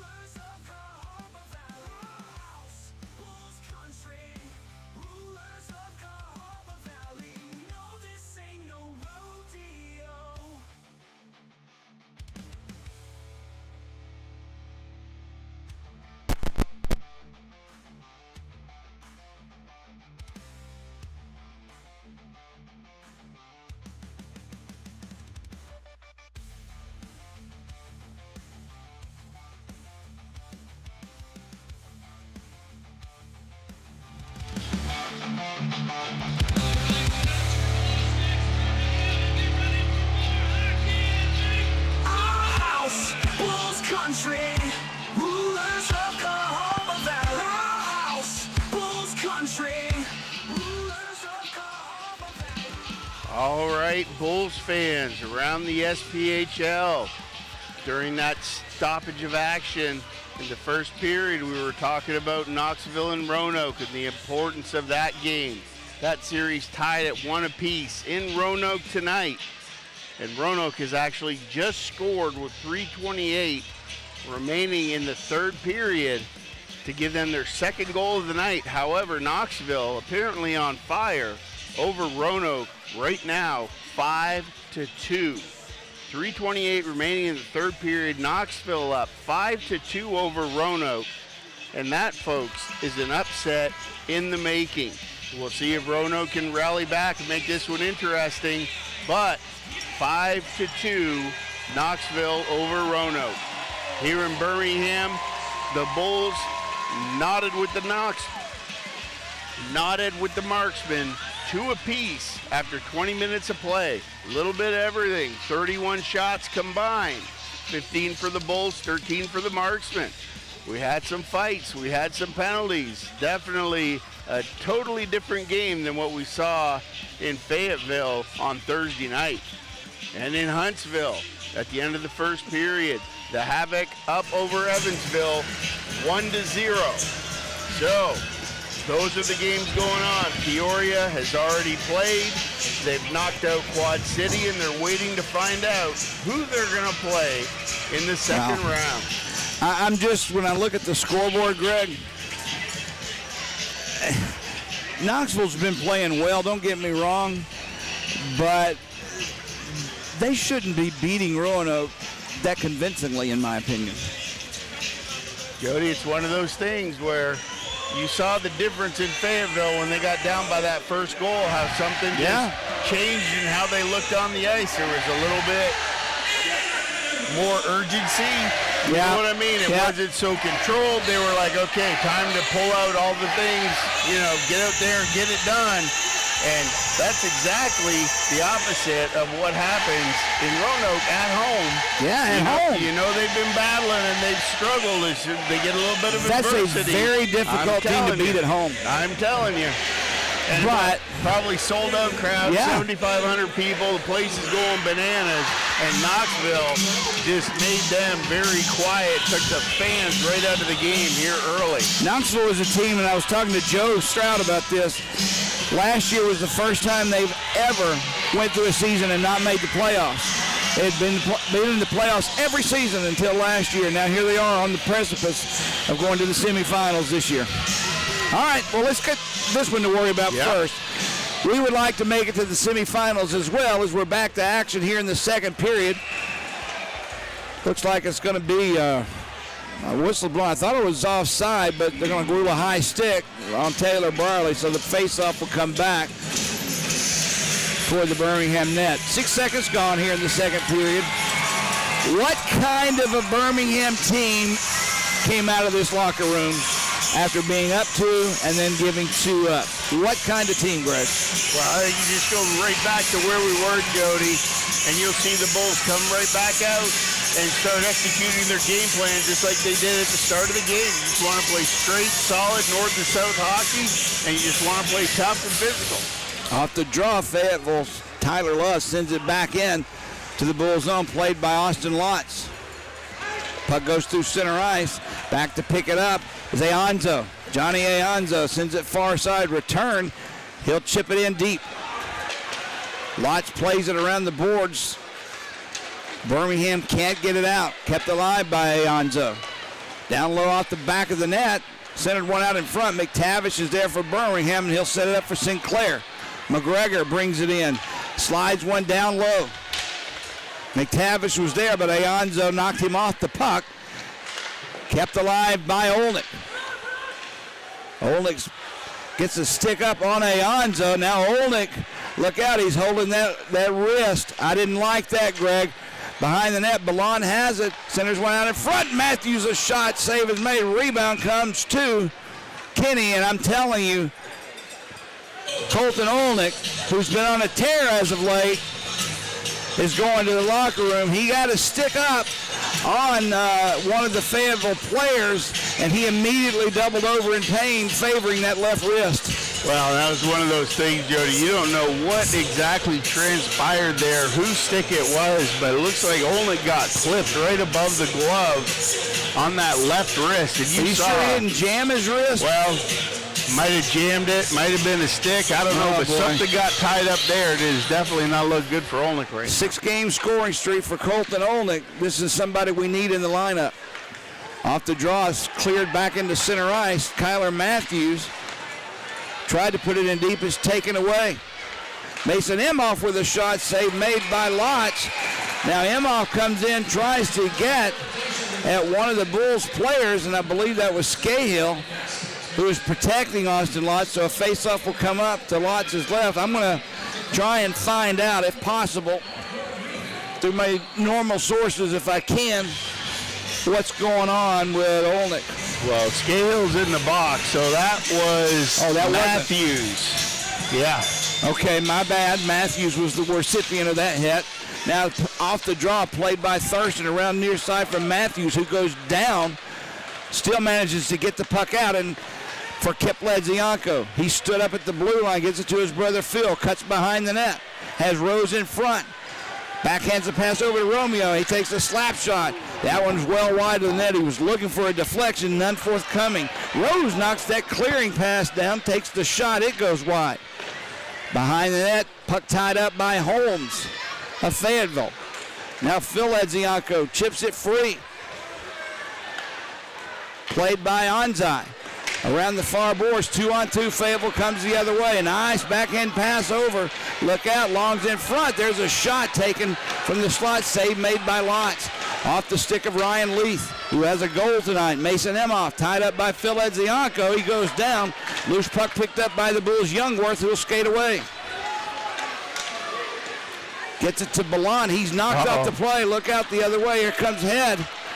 He's in front of the net. There's a shot by Caden Cahill, who had the puck. Save is made. Rebound, look out. Here comes Kozarev the other way. 2-on-1 if we hurry. Kozarev, a shot save. Rebound, loose in the slot. We couldn't get our stick on the puck, and Kyler Head skates away. Kyler Head near side takes a shot. Bad angle. Save is made. Banked off the glass and out for Sinclair. Now as the whistle blows, they'll rule offside on the play right at the blue line of Fayetteville. So we have a face-off in front of the Bulls bench. Definitely a much different look at the start of the second period, Jody. Everybody, it's just end-to-end, scoring chance. The goalie standing tall so far. Interestingly enough, I look over and see Scahill in the box, but I do not see Nolan in the box for Fayetteville. Off the draw, Thurston slides it far side. Taylor Briley will bring it into the Fayetteville zone. He takes the shot, steered aside by Ryan Kinney. McTavish has the loose puck behind the net. Tied up by Love. Sinclair will pick up the loose puck up for the Bulls near side. Cycles it down low to McTavish. He plays it behind the net. It'll go far side. Sinclair will catch up with it first. McGregor will cut out in front. Loose puck on the side of the net. McGregor lost it, and Kinney will just jump on it and cover it up with that mitt. With 16:39 to go, second period, 2-2 the score. You can see the Bulls full bore ahead here in the offensive zone, Jody. Cycling the puck down low very well, crashing the net, whatever it takes, coming down. Sinclair from behind the net tried to walk it out on Kenny there. The puck on Kenny's poke check popped up, hit Sinclair back in the shin pads, came forward. Kenny, good job holding on to that one, but the puck is bouncing everywhere. The Bulls are all over it right now. I don't see Olnick back on the bench, but I do see the Bulls trainer. I don't know if that's good or bad news, Greg. Off the draw, played by Austin Long. He'll skate ahead into the Bull zone, chips it, past Romeo. Long chases it. That's Matthews tying him up. Comes free for Phil Ledzianko. Tried to set it up far side for Romeo. Was out of his reach. Romeo had to put the brakes on to play defense. Now Matthews gets it ahead for Phil. Ledzianko with it. Gets it past Matthews. He tried to set it up far side, but he gets past everyone. Birmingham looking a little bit out of sorts for the moment. Kip Ledzianko Sends it near side for Matthews. Phil will tip it in the zone. Played by Ryan Leith. Birmingham changing lines. Gets past everyone down into the Bull zone. Picked up by Trevor Thurston. Long pass ahead at center ice. Chipped in by Glover right on to Ryan Kinney's stick. Ballant, good job to keep it alive for the Bulls. Down low. Andrew Ballant with it. Drops it for Thurston. In front looking for Glover. Head taken down on the play. Loose puck far side. Drake Glover has it. Wrap around attempt. Loose puck right in front. Played. Back comes Fayetteville. Kyler Head with it. Head had it knocked away from him by Trevor Thurston, but it comes right back to him. Cahill has it. Off the leg now of Thurston. Trevor will play it along the near boards for Ballant, and Andrew Ballant gets it back to center ice. Caden Cahill brings it right back in. 15 minutes to go, second period, 2-2 the score. Trevor Thurston behind the net, leaves it for Ballant. Andrew Ballant ahead for Sinclair is taken down by Monkovich. Gritz takes it for Fayetteville, plays it off the boards, comes right back to Alex Gritz. Now at the point, return for Gritz, quick pass to Aonzo. On the near boards, Grimshaw. He turns, spins, save made, rebound, lose Monkovich, another save by Lodge. And smartly, Andrew Ballant just sends one the length of the ice. That one right in on Ryan Kinney, so no icing. Lots of like a pinball machine on that one, Jody. Left kick, right kick. The pads acted like flippers there. We'll take it. Now loose puck in the Bull zone, played by Brierly to Romeo. Cross ice pass connected with Sinclair. Monkovich on him. Backhands one looking for McTavish, steered aside by Kinney. Romeo pinching in from the point, plays it down low for Sinclair. Walks out in front, save made, rebound loose. Bottom of that face-off circle, played by Grimshaw near side, and back comes Fayetteville. Puck gets past Taylor Brierly. Comes around near side, Monkovich behind the Bulls net, taken away by Romeo. Puck loose along the near boards. Anzai along with Rose fighting for it. It scores free. Birmingham far side. Romeo will play it ahead. Here comes Kip. Backhands one off the defense of Fayetteville. Loose puck picked up by Phil. Looking for his brother. Drops it back for Rose's glove save made by Kinney. Quick passing, bang, bang, bang, but not resulting in any goal, Greg. Well, you can definitely see the Ledziankos are always going to find each other, Jody. But I'll tell you, I like that third part of the equation up there with Rose, because you saw it, Ledzianko to Ledzianko, little through the legs dumper to Rose coming in. He's so dangerous there, and he had that low glove side just above the pad of Kenny, pegged inside the post, and Kenny made a great save on that one to keep this one knotted at 2. Any scores updating? Knoxville 6, Roanoke 2, zeros on the board at the end of the third period. So That Knoxville apparently will advance into the second round. They're going to play Peoria in the second round unless Evansville finds a way to take Huntsville out. If Evansville takes out Huntsville, then Peoria and Evansville will go in the second round. That's right. And the winner of this one will get, I don't even want to go that far. I'm becoming a little nervous about this hockey game, Greg. Let's just play Fayetteville for right now. Well, let's talk about But two teams have advanced. Where we are and what we see, Jody. And right now you have Huntsville up 1-0 on Evansville with 16 minutes remaining in the second period. We all know what Evansville can do. They did it to us last year. Evansville matches up well against Birmingham, who is the same type hockey team Huntsville is. So it would not shock me at all for Evansville to pull off that upset. Well, and you got Huntsville. They're out shooting them 19-12 right now. Off the draw, Mason Emhoff lost it to Phil Edzianko. He turns and spins, knocked down before it got through to Kinney, and Emhoff sends it into the Bull zone. Played there by Lotz. Look out, played far side. Austin Long gets in front of Kyler Matthews, coughs the puck up. Mason Emhoff has it. He sends one through the slot, picked up now near side by Phil Edzianko. Smart play by Ledzianko there. Just slow that one down, regroup it back to the D. Here we go. Matthews with the puck. Ahead for Phil. Tried to tip it in deep. He kind of half-heartedly did that one, and it didn't pay off. Here comes Gritz back in the Bull zone. He'll drop it back for Monkovich. There's a shot save made by Lotz. Rebound loose along this near boards. Loose puck picked up by Nolan. Ballant takes it away from him, sets it up for Carson Rhodes. At the end of his shift, he's winded, and the puck is picked up by Fayetteville as Rose comes off for a change.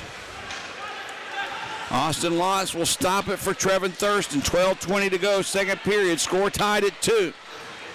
Puck comes into the Fayetteville zone, and as Parity touches up, icing is called on the Bulls. Yeah, a little good news is Olnick's back on the ice, Jody. I'm glad to see that, Greg. I mean that. Odd news is in the neutral zone on that ice, Thurston was trying to get it to Olnick, and I don't know. Just kind of let that one go, and the Bulls go down here for an icing and take this face off to Austin Lotz left. Well, right now, Ballant's out with Kozyrev and Olnick. That's an odd combination. Off the draw, played along the far boards. Kozyrev will have it, and he'll skate away. Nikita gives it to Ballant. Ballant takes the shot, deflected by the defense. A Parity into the netting, so we'll have a face-off in the Fayetteville zone. I understand what's going on with the Bulls coaching staff. Line juggling here, looking for the right combination there, but I really would like to see the brothers Ledzianko out with Ballant once again. I haven't seen that tonight. Well, no, they exploded for what, 4 goals against Huntsville? And they had 3 goals in Fayetteville on Thursday night. You have to get depth. I understand trying to develop that depth on 2, if not 3 lines. But we need a goal right now. I've never been a coach in my life, so who am I? Parity can't get it out. He does, actually. It goes over the stick of Scahill. Now it's loose at center ice, played by Olnick. Knocked off the play by Hunter. Loose puck picked up by the Marksmen, and here they come. Back into the Bull zone. They'll send it near corner. Dalton Hunter centers one back at the point. Tyler Love has it. Far face-off. Circle off the post. Rebound loose in front. But still loose. Picked up by the Bulls. Ballant. And he'll just bank one off the boards and out. You heard that post ring from up here, Greg. The first shot doesn't count, Jody. It hit the post, but 2 back-to-back saves by Austin Lotz. And once again, the goaltending of both teams keeping this one at 2. Played behind the Bulls' goal line. Now it comes back to the blue line. Fayetteville has a shot knocked down by Scahill, who's rather smartly. He tried to get off, but he'll have to stay on. Johnny Aonzo backhands one around the boards. Gritz has it for Fayetteville. He's checked by Scahill. Barley has the loose puck behind the net. It's kick free. Fayetteville has control. Monkovich with it. Tries to spin away from Kozyrev, takes the shot, but knocked down in front before it got the Lotz. And Brierley gets it ahead to Higgins. Higgins comes in, backhand save made by Kenny, and he holds on. That forehand to backhand. Higgins with a nifty move. He just couldn't get it 5-hole, Greg, and that's what he was aiming for. He had him, Jody. Kenny committed down. He dropped down. He closed up the 5-hole and stayed right in the middle of the net. Higgins with a head of steam. If he could have got it back and backhanded just inside that far post, it would have been a sure goal. But he came back to the middle, and Kenny was there, and he put it right into him. Great burst of speed by Higgins, and that's what we need. We got to get through that transition zone, Jody. Get the pucks deep, and you can see Fayetteville a little tired back there on the back end. Off the draw in the Fayetteville zone, controlled by the Marksman. Ryan Leith has it. He lost control. Is taken there by Youngworth. A shot snatched out of the air by Kenny. So we'll do it again. Youngworth with a nice snapshot. Well, I like that play by Youngworth, breaking up the play, but it goes back to that shot selection where the Bulls have had their success, Jody. Kenny's not going to get beat glove hand very often, especially from out that far. You want to keep those pucks down low, make him uncomfortable fielding those ground balls, so to speak. Phil Ledzianko on the draw for the Bulls to the right of Ryan Kenny. Anzai for Fayetteville. The whistle blows. I guess too much movement. They're going to move the left wingers back a little bit. We'll try it again. Off the draw, tip back to Youngworth, near side Romeo. Deflected by Emhoff, out of play, and we'll try it once again. And you see Romeo looking there. Jody tries to pull all the traffic to the right side, and then he's looking to go low to the left side, looking for a tip-in on that back post. I like the look. Just didn't work out for him. Good defensive play there by Fayetteville to break that one up. 10-16 to go. 2-2 score. Second period. Off the draw, loose. Picked up by the Bulls. Kept Ledzianko to Romeo. Far side pass for Youngworth. Plays it down low. Rose was there. He couldn't get it. Now it's picked up by Blake Holmes. The defenseman lifts one far into the Bulls zone. It'll be played by Lotz, and they're going to call a penalty. Interference is going to be called on the Bulls. Okay, but so many other things have been, you've been allowing them to play. I know, Jody. And Phil Ledzianko basically knocks the stick out of somebody's hands, and he's called for interference. Okay, well, and I can't argue it, but no. And I think, Jody, if the puck doesn't come into play there and become a factor that actually became a head-manning play, that doesn't get called. But because of where the puck was and the focus and the head-manning pass, Ledzianko's going to the box for 2. Big penalty kill for the Birmingham Bulls. Absolutely big penalty kill for the Bulls. We're past the halfway mark of this hockey game. 9:56 to go here in the second. This will be the 4th power play of the night for Fayetteville. Birmingham has had 1. The power play Birmingham had didn't look anything like a power play either. There were absolutely no scoring threats whatsoever. Well, and that's one thing that we're learning as we get deeper into this series, Jody, about where the Bulls have success is definitely in 5-on-5 hockey. Yeah. And coming into tonight without a penalty being called in this series, and now tonight it's turned into a penalty fest, and Fayetteville is pretty good on the power play. They have 1 power play goal tonight. They're 1 of 3 as we start this one. Dalton Hunter on the draw for the Marksmen. McGregor Sinclair for the Bulls. Face off to the left of Austin Lotz. Glover will come in. I don't know why that Sinclair was tossed, but Glover will come in his place. Off the draw, controlled by Fayetteville, but it splits both defensemen and comes back into their own zone. They'll start the power play behind the net of Ryan Kenny. Loose center ice. Knocked away off the stick of Wilkins. Sinclair has it. He'll send one right back in on Kenny.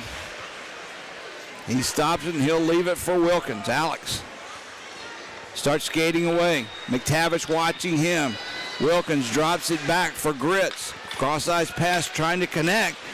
McTavish intercepts that and tips it back into center ice. Now there's a whistle blows. Yep. We're going to have a high sticking call, this one on Fayetteville, as the Bulls bench exploded. McTavish was the recipient of a high stick, and he's going to give him 2 minutes. That'll be Dalton Hunter. So that'll do it for their 4th power play of the night. The good news, I believe, is 4-on-4 hockey. Yep. More open ice for the Bulls equal more scoring opportunities. Here's the call. Dalton Hunter, 2 minutes for high sticking. Number 21, Dalton Hunter, 2 minutes. So unless something else is called, Greg, 37 seconds is only power play time we'll get out of this for Birmingham, but I still prefer 4-on-4, 3-on-3. Well, outside of that, Jody, it is to the Bulls' advantage for this 4-on-4 right here. Taylor Brierly off the draw, draws it for Kozarev. For Scahill, he fanned on that shot and easily taken away by Johnny Monkovich. He'll slide it behind his own net. Now Fayetteville will skate away. Monkovich with the puck. Has Gritz with him. Brierly ties up Monkovich. Loose puck along the near boards. Gritz plays it. Taken away by Scahill, and Ballant comes away for Birmingham into the Fayetteville zone. Tries to get past the defensive Leith. He couldn't do it. It's taken behind the net. Holmes lost it to Brierly. Far boards. Brierly drops it back. Look out. This is going to be a big penalty right there. This one's going to be on Ballant as he took, I believe that's Blake Holmes out, and you can call interference, you can call high sticking, you can call anything you want. It was a penalty. There's no doubt. I don't know if Holmes would be on a breakaway if Ballant doesn't do that, but he did it. and Blount goes to the box for 2 minutes. 2 minutes for interference. Interference is the call. I'm all right with that. I mean, Typically, it is. not something that you see out of Ballon. You could see Holmes when he was hit. He got up looking and was like, okay, who is it? And then he saw Ballon. He's like, that's not his game, but he did what he had to do, so he just skated off. Frustration on Ballon's part for taking him out. It looked like he was frustrated he couldn't keep the puck in. Either way, we're on another power play. This is their 5th power play of the night, 4-on-3 hockey. Off the draw, Wilkins has it. 8:35 to go in the second period. Alex Gritz takes the shot off the leg of Matthews. Puck played far side. McTavish with a good play, takes it away. He'll kill some time himself, slowly through center ice. Now he sends it deep. Alex Gritz has the puck in his own zone. Brierly out with Thurston and Glover. Gets past Glover, Gritz, far boards, puts the brakes on. Birmingham playing the triangle. Back, up front, Wilkins, far side. There's a shot high and wide. Puck comes all the way out into center ice. And Birmingham's Phil Edzianko back on the ice for an even string, 4-on-4 for just 30 seconds. And then Birmingham will be shorthanded once again. Leith stood up by Glover. It's loose in this near face-off circle. Brierly has it. Nice, cool play ahead for Thurston to Phil Edzianko. He'll give it up. There's a shot off the mask, I believe, of Kenny. Thurston with a wrister that almost took his head off. Now his loose puck around the corner. McGregor Sinclair gives it a poke. Kenny covers it up. And Blake Holmes didn't like it, but Sinclair skates away, and all, I guess, as well, no problems. With 7:23 showing on the clock, Birmingham looking at the scoreboard. Good little dish there by Ledzianko to Thurston coming down that left side. They didn't like Sinclair going back after that puck. But 5 seconds to go on the penalty to Dalton Hunter, which will give Fayetteville a 39-second power play. Unless something else is called. They've had a lot of abbreviated power plays in this game for Fayetteville. And watch but they still count. The Bulls pushing up 3 guys up front, Jody, on this draw, leaving 1 D back. 3-2-1. Youngworth off the draw, gives it up far side. McGregor Sinclair, Fayetteville on the power play. Look out, he just came out of the penalty box. Blake Holmes brings it in. 3 Bulls back. Poke checked away from him by Romeo. Now it's loose. Rose had it taken away from him. Loose to the slot and escapes back into center ice. We're down to 20 seconds of power play time remaining for Fayetteville. Cahill will send it in deep. Stopped by Austin Lawrence. Look out, Austin. He's finally sends it far side, kept alive by Fayetteville. Wilkins with a shot. Glove save made by Lotz. And he'll hold on with 5 seconds of power play time remaining on the penalty to Andrew Blount. 6:43 to go here in the second period. Some nervous times here in Pelham. Well, good job there by Lotz. Cleared around himself. Maybe a little bit nervous there about how long he took. But I'll tell you what, that shot from the point, Long was trying his best, Jody, to get down there and get in front of Austin Lotz on that shot. He didn't get there in time, and Austin Lotz made a great glove save, no rebound. Off the draw, played behind the goal line, picked up by Kyler Head to Holmes. He takes a shot, blocked by McTavish. It's loose. Kept alive by Holmes. Blount out of the box. Birmingham's Matthews gives it up for Blount. Blount will just send it right in on Kenny, and he'll hold it after he gloved it. Caught the pop-up pass, so to speak, and we'll have a face-off to his right with 6:24 to go here in the second period. And the way this has been going, Jody, this kind of end-to-end stuff, you know what? I'm okay with that little center ice dump on there because you got to look at it as kind of like a rugby game. It's turned into a game of real estate. So I'll take this offensive draw here from the Bulls with 6:24 left in the second and see what they can muster up from it. Face-off to the right of Ryan Kenny. Played by Wilkins. He gets it out to center ice. It's loose, and Kyler Head will chip it into the Bull zone. Matthews catches up with it first. He'll leave it. ahead looking for Higgins out of his reach. And again, those passes come riding in on Kenny. There's still shots on goal, but more importantly, it's not icing. Now Caden Cahill with it at center ice. He'll send it far side. Wilkins faked the slap shot, now takes it. It goes wide of Lotz. Into the corner. Brierly takes his man down. Loose puck, though, picked up.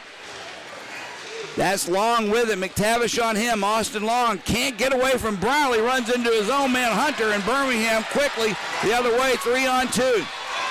McTavish takes a shot. Glove save made by Kenny, and he'll squeeze it. We'll try it again with 5:34 to go here in the second period. Any updates, Greg?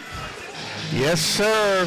In Huntsville, 6:20 left in the second period, and Evansville has rallied back with 2 goals, and they are currently up 2-1 over the Huntsville Havoc at home. We said this at the start of the year looking at rosters on paper. Before there was even a face-off, we said and predicted parity had arrived in this league. And it's evident now when you see these scores in the playoffs, anybody can win on any night. I mean, even Quad City in game 1 of that series with Peoria, they had them dead to rights, Greg, and lose it in overtime. I mean,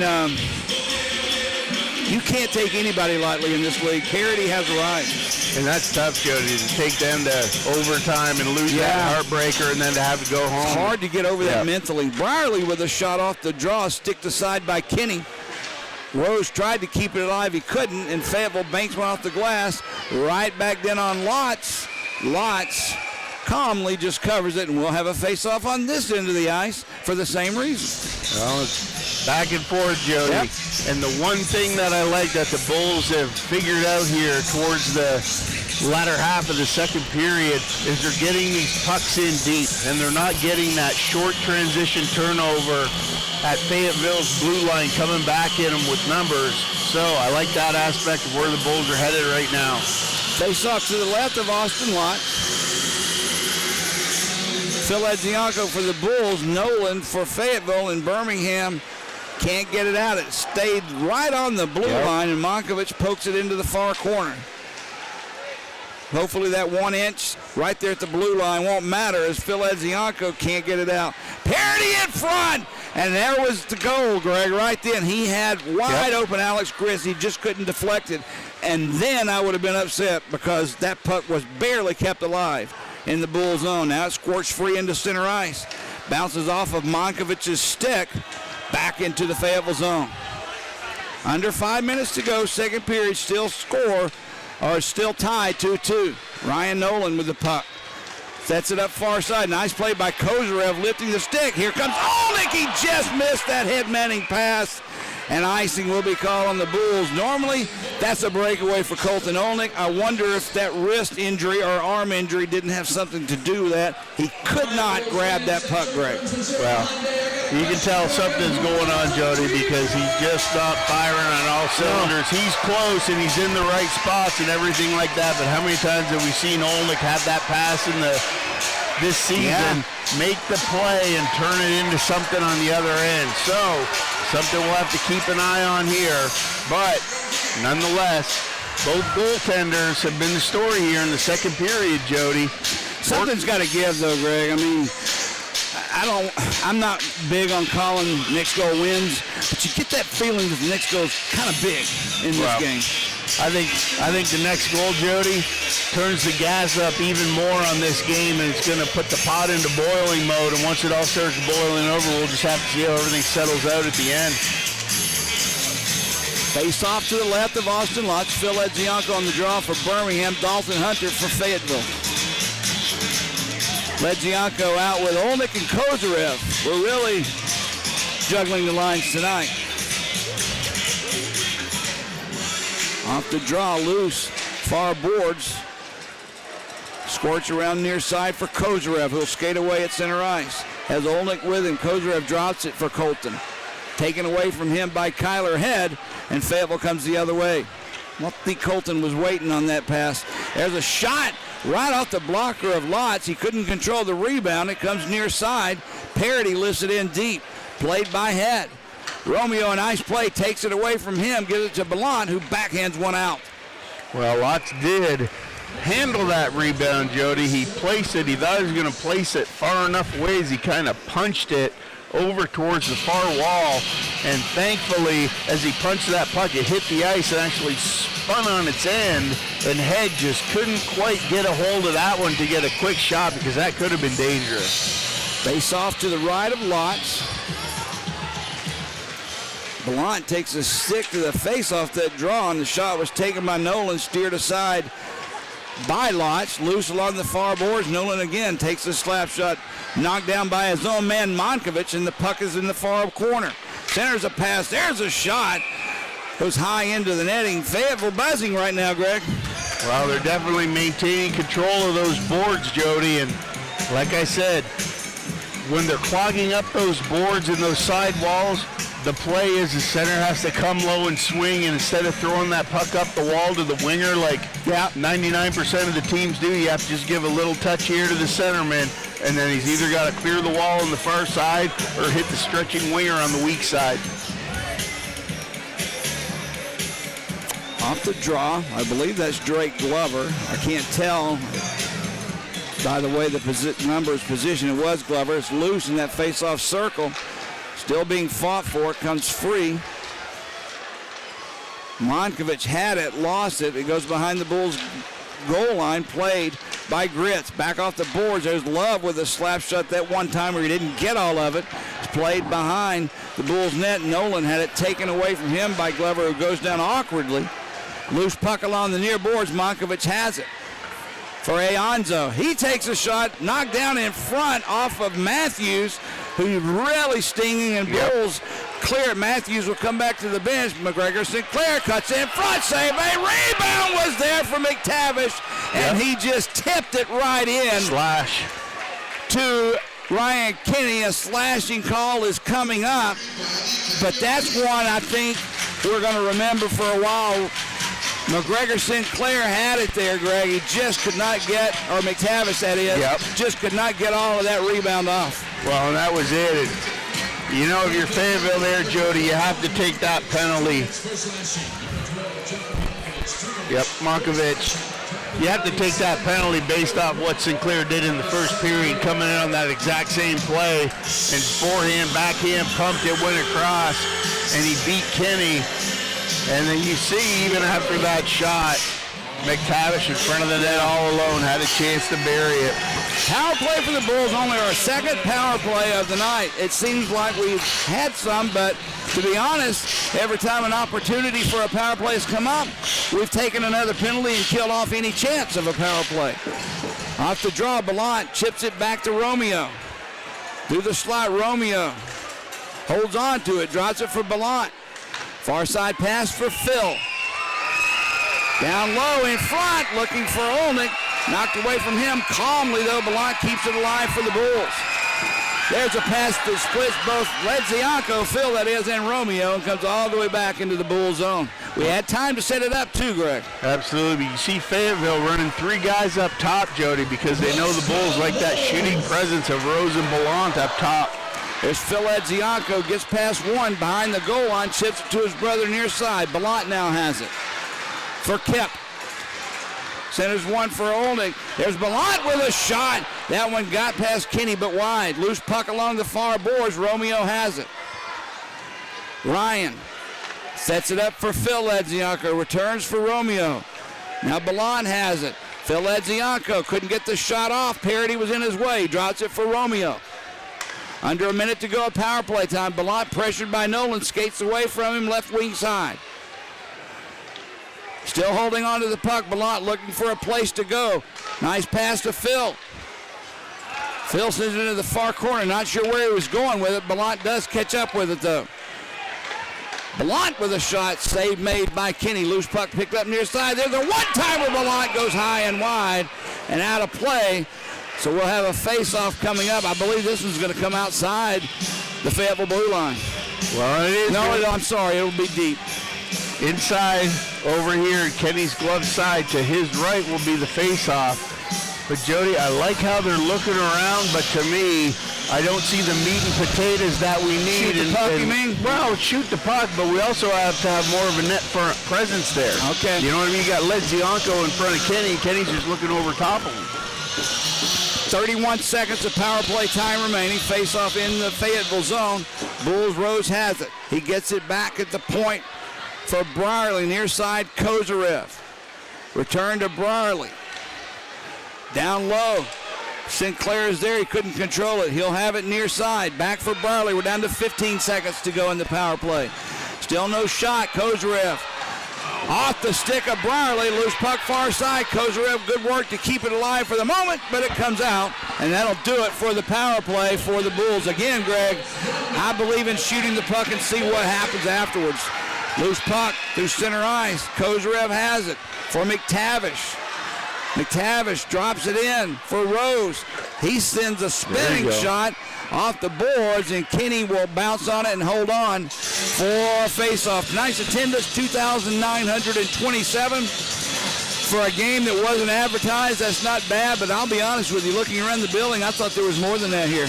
Well, one of those things, Jody, we're at Alabama's A-Day going on down in Tuscaloosa today, and I talked to a lot of people, and that's where they were heading down to. And I don't understand that, do you? Why do you want to go down and see somebody practice?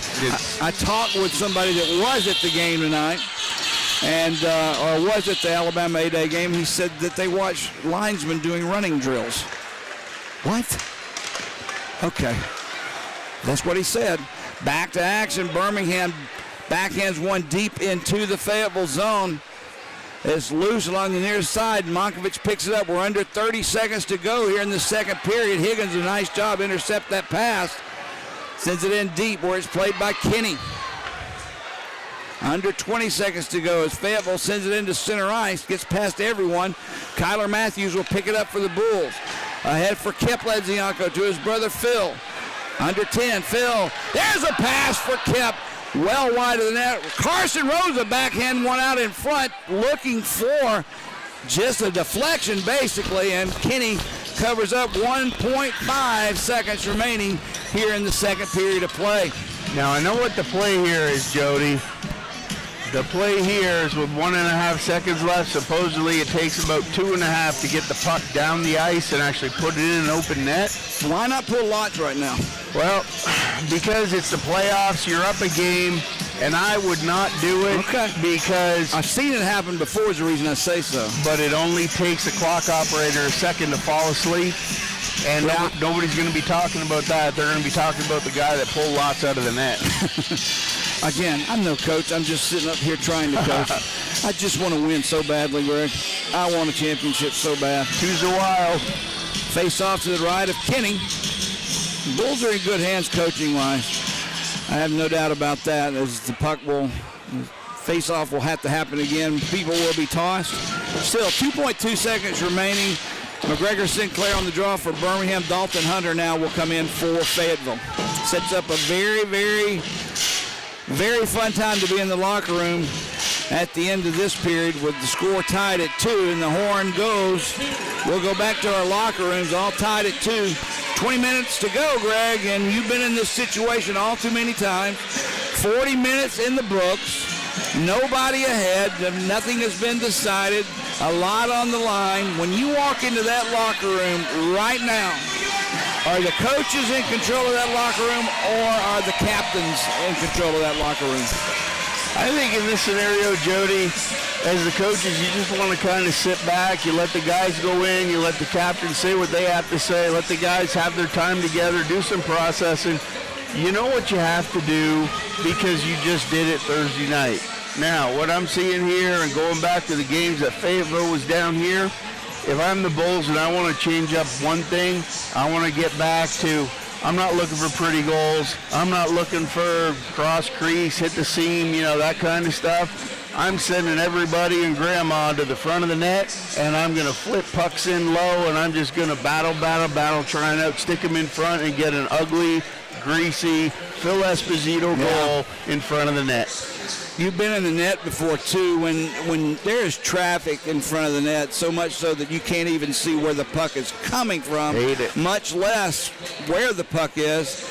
I mean, is there a worse situation to be in if you're a goaltender? No, because that's as a goaltender, you want comfort, you want rhythm, you want to be able to see the pucks, and you want to be in control of what happens.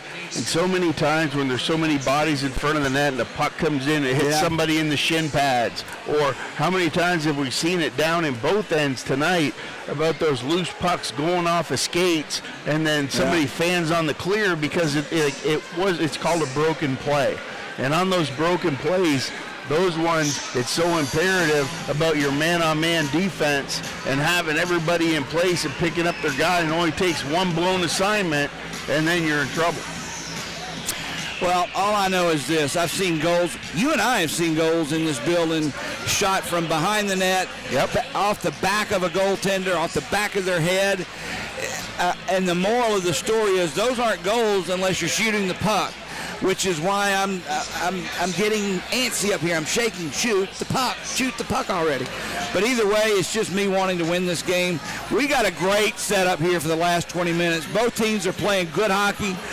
Both teams are playing, I believe, not wanting to make a mistake that cost you, which I'm not sure is the best way to go about that right now. But either way, you don't want to be the guy that causes it, but you do want to be the guy who shoots the puck and wins the game. Well, what had me a little bit worried there at the start of that second period, Jody, was the Bulls in those transition zones from the blue lines to the top of the circles in both ends, and they were just having trouble clearing the puck out of their zone, and then even worse, gaining entry into Fayetteville's zone.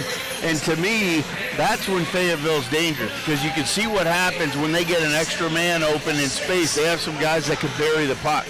Austin lost knocking it down, but that is one thing that I did see the Bulls make that correction on, is they got back to having that composure with the puck, and they started getting better clearings out of their zone and better entry into Fayetteville's zone towards the end of that second period. All right, at the end of 2 periods of play, Birmingham 2, Fayetteville 2. When we come back, I'll play as much as I can. I'll put it that way. Of the interview I had with head coach Craig Simchuk before the game, I was going to do it as I normally do between the first and second and third, but I did want to talk to Joe Stroud about the record-setting year in attendance for the SPHL and his thoughts on Birmingham's involvement in it and what we needed to do.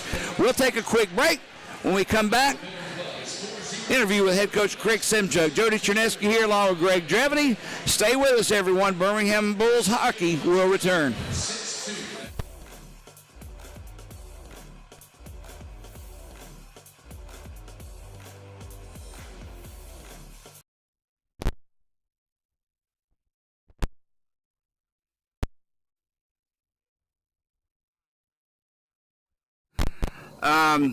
Simmer, I don't know about you, but I don't know that I could have been any happier than what I saw in Game 1 between Birmingham and Fayetteville.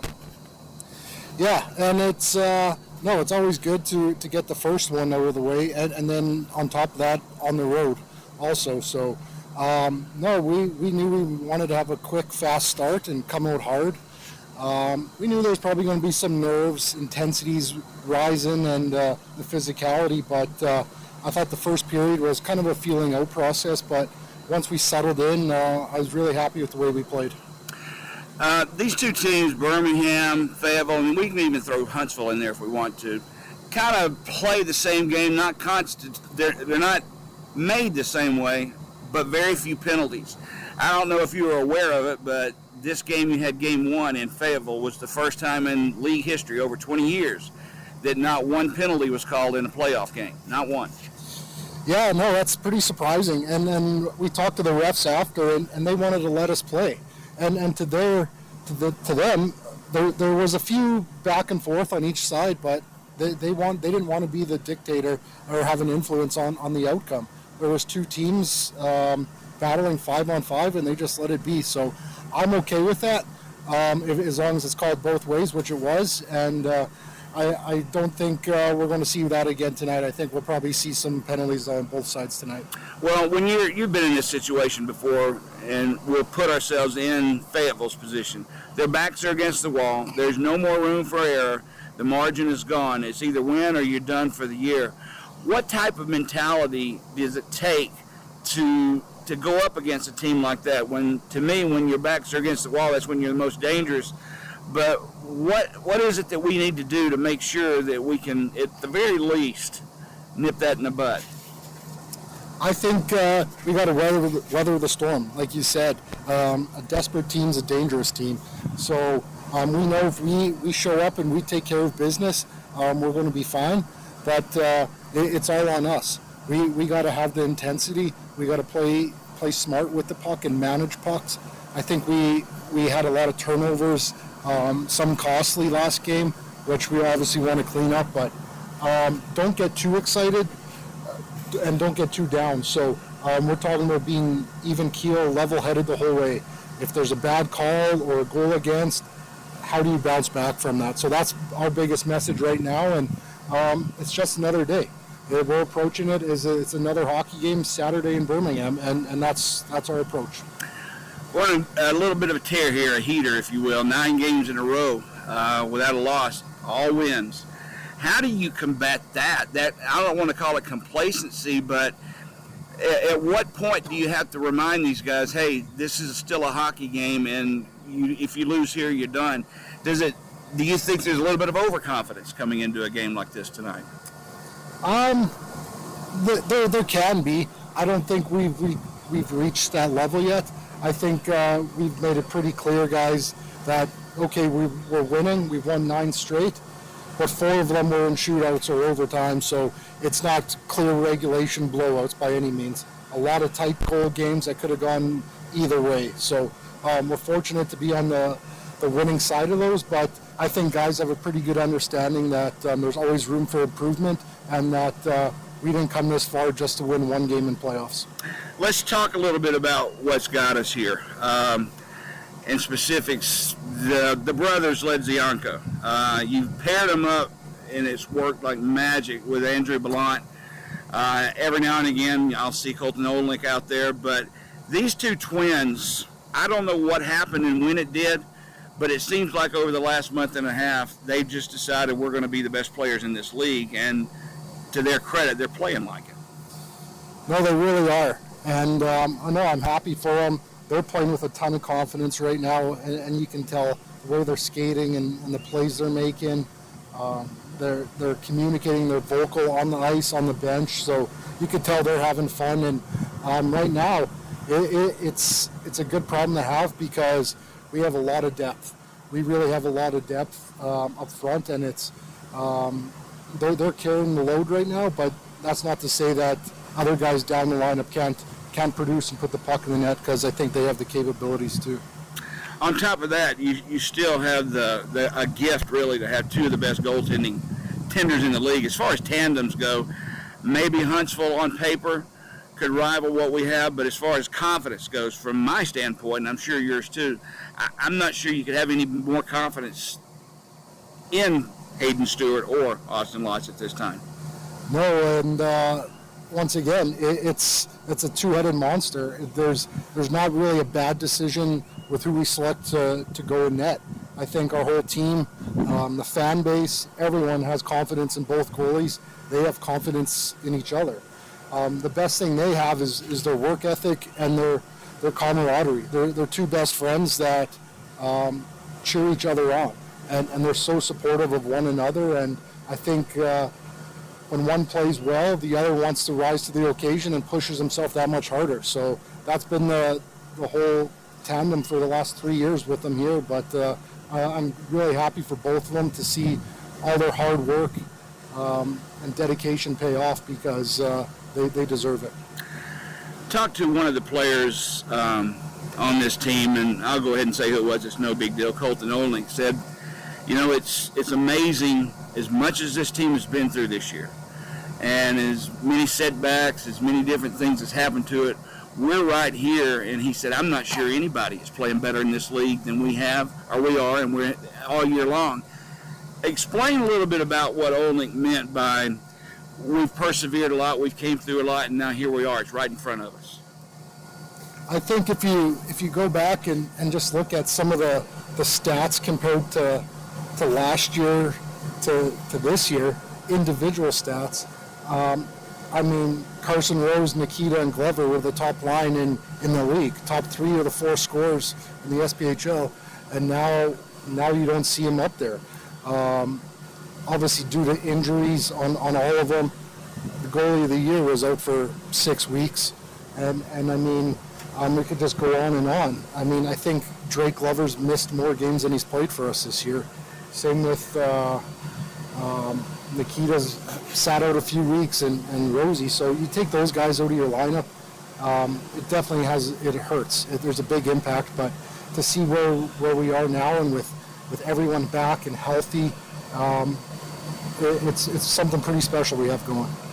Back to the Ledziankos a minute. I know really for the entire team, not just them, it's kind of been a tale of 2 seasons. The first part of the season, sometimes they weren't even noticeable. Second half, they're the only things you see on the ice.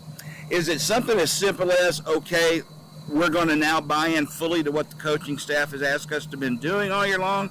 Or is it as simple as Andrew Ballant being put into their line and being kind of the missing key to that line? I think it's a combination. I would never question their buy-in. From the summer, talking to them, recruiting them, I could tell the kind of person or people they are, their commitment, their drive. So they've had that since day one. I just think things are clicking and things are going, and confidence is so fragile, especially breaking into the league. Obviously different speed. You're not wearing a cage anymore from college. The guys are bigger, stronger. They were used to being the guys in college. If they didn't score, their team didn't win. It's plain and simple. And now you add them to a lineup with a Carson Rose, Nikita, Glover, Olenek. It's like they're not always necessarily in the spotlight, the go-to guys. And I think it took a while for them to realize that. But now they found a spot where they're comfortable, where they're playing hard and well, and they're understanding the systems, because there is an adjustment period. I mean, I went through it. You see different players go through it all the time, going from college to pro, the transition, and some guys take longer than others, and I think they're getting the bounces now because of the work they put in earlier, and they stayed with it. I'm sure they were frustrated at times, but they kept pushing, and now they're getting rewarded. Their presence, does it make, I know the guys feed off the success, everybody does, but knowing that now the Ledziankos and Ballant are going to see the defensive pairings, they're going to get the other team's best. Does that free up a guy like Carson Rose, Drake Glover, Nikita Kozarev? Do they see more ice now? Are they that much more skilled than who they're being facing against on every line shift? Absolutely, and that's the best thing about having a depth lineup. You can't have just rely on one line at this level. You need 3 lines contributing. So, I mean, I actually got Rosie with the Twins tonight, and then Olenek, Kozarev, and Ballant. And then you got Glover, Sinclair, and McTavish. So who you want to shut out? You want to take away the Twins? Okay, good. I like our chances with a Drake Glover on our 3rd line, and I don't think that's a 3rd line in this league. I think a lot of teams would love to have those guys in the top 6, if not higher. So, I mean, it's been amazing to have the depth and up front.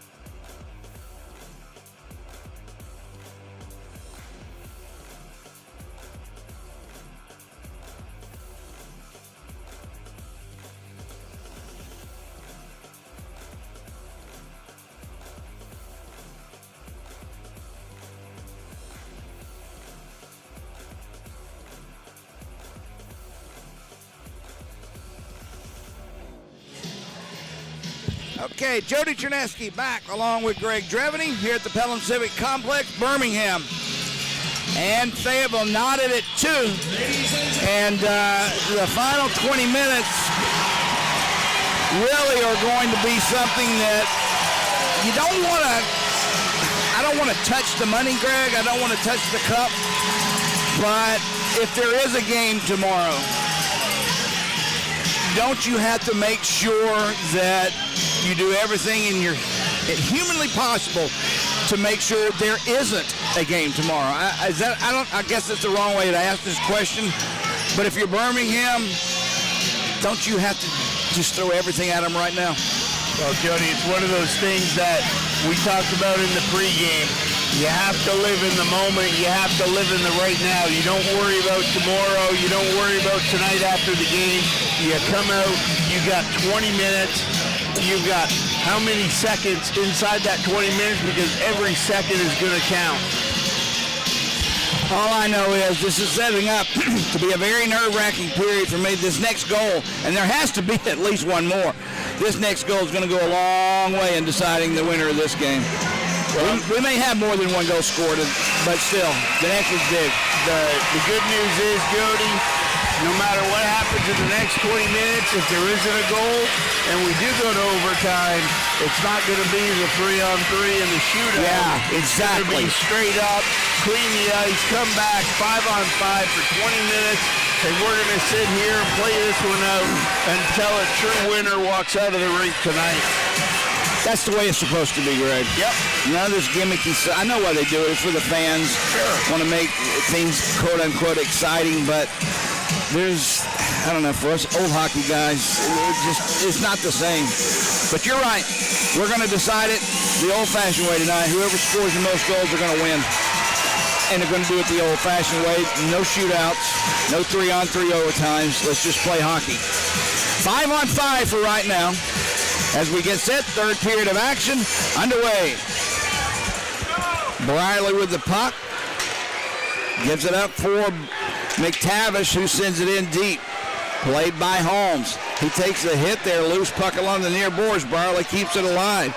Trying to get it to Glover. He couldn't do it. And it's played now. Long side pass. Disconnects, and Monkovich, that is, plays it himself out into the Bulls zone. Just underway, third period, 2-2 the scores. Sinclair tried to get it for McTavish, who goes down on the play, a puck underneath of him. Comes free for Johnny Monkovich. McTavish had his helmet knocked off. He's got to get off the ice. I don't know why he didn't pick his helmet up. Now a big hit along in front of the Bulls bench. Fayetteville coming out playing a little more physical.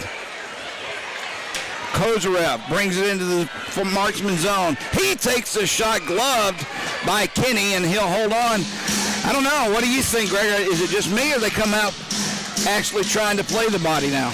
Well, it's one of those things where even Kozarev coming down there, Jody, you saw him looking at Kenny and watching his eyes. As soon as Kenny looked off to the far side winger crashing in, Kozarev ripped that shot. But definitely the Bulls getting the puck down low, and Fayetteville working them in the corners and throwing that body around. But the bottom line is you got to pay the price. Yeah. Off the draw, losing that face-off circle. Kozarev had a swing at it, couldn't get it deep, and Wilkins sets it up for Fayetteville, and we'll backhand one right in on Lotz. That's a lot tougher than it looks. Yep. And I know you know that more than anybody. That's a bouncing puck right in on Lotz. Well, you saw that one, Jody. The one hopper landed about 3 feet in front of the paint there. Austin Lotz had to be careful with that, but he got the pads down together, pulled it in, creamed in that rebound. He'll just be happy to take the face-off after that one. Face-off to his left. Dalton Hunter on the draw for Fayetteville. Bellant for the Bulls. Played behind the goal line. Dalton Hunter picks it up. Bellant ties him up. Puck comes free to head. Backhands one, try to wrap around. It gets through everybody, and here comes Kozarev the other way. Has Olnick with him. Drops it back for Olnick.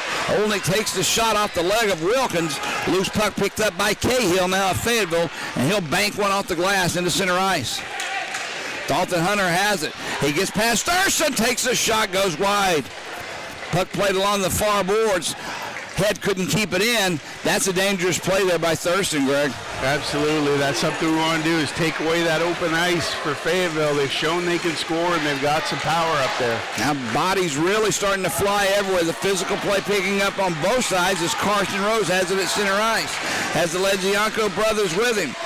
Tried to set it up. It comes to Matthews. Far side. Bad angle shot blocked by the defense of Fayetteville. And I believe that's Holmes, who's still struggling to get off the ice. How many times have we seen that tonight where they're not really trying to block the shot, but they do, and then come up limp and gimp because of it? Well, one of those things is skating through the shooting lane, and you see the Bulls, Jody, they're looking to shoot from anywhere. I like that mentality. Yeah. They want to get pucks to the net and try and make something happen. They had a lot of success in the past doing that, and hey, they're right on track, and I'm liking it so far in the first 2 minutes and 11 seconds. Off the draw, puck comes free. Fayetteville has it, and they'll send it back to center ice. Thurston backhands one right back in. Ayanzo is there. He's hit by McTavish. Holds on to the puck for the moment. Gets past Higgins. Now it's loose, picked up by Grimshaw. It's off his stick, though, and it goes far side where Tyler Love has it. To center ice. Played ahead for Grimshaw. Bounces off his stick. Barley right on the spot, takes it away. And the puck's tried to be set up for McTavish. It bounced over his stick. Fayetteville will bring it right back in, and offside is going to be the call. Now a little pushing and shoving after the whistle.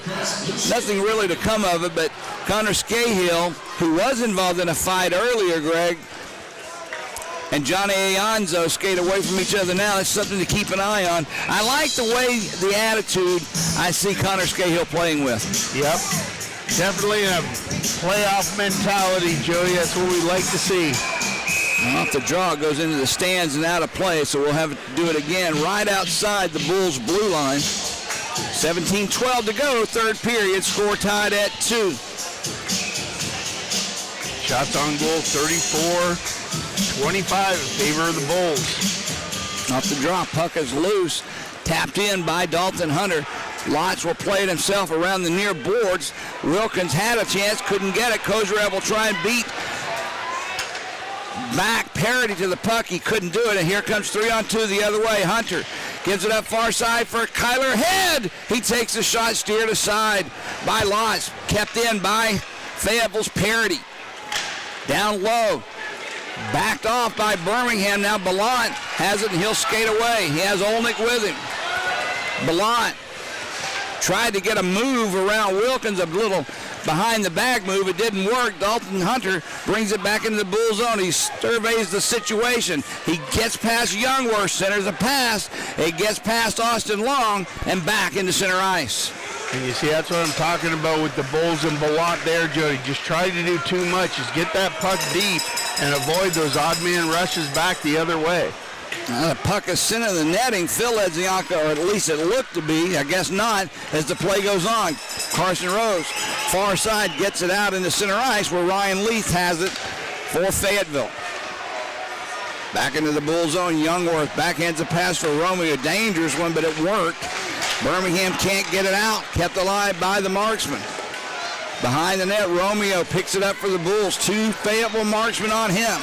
Puck comes free for Phil Ledzianko, who'll skate. Can't get past Alex Gritz, and he decides to wait on reinforcements. Line change for the Bulls. In their own zone, Birmingham's Matthews ahead off the stick of McTavish going into Sinclair. Has the puck. Bounced off his stick. Behind the net is played. Comes around to the near corner. McTavish knocks his man off the play, but it's loose. Picked up by Fayetteville and through center ice. The Marksmen come back into the Bull zone. There's a shot by Gritz. Save made by Lots. Puck squirts all the way around near side. Love has a shot. That one's wide. Rebound far side. Lots with a big save. He couldn't find the rebound. Fayetteville comes up with the puck. They're starting to put the pressure on. Grimshaw centers a pass. Ayanzo with a shot save made by Lots. Monkovich picks the loose puck up. Gets away from Matthews. Takes a shot save made by Lots. This one gets out past everyone finally into center ice.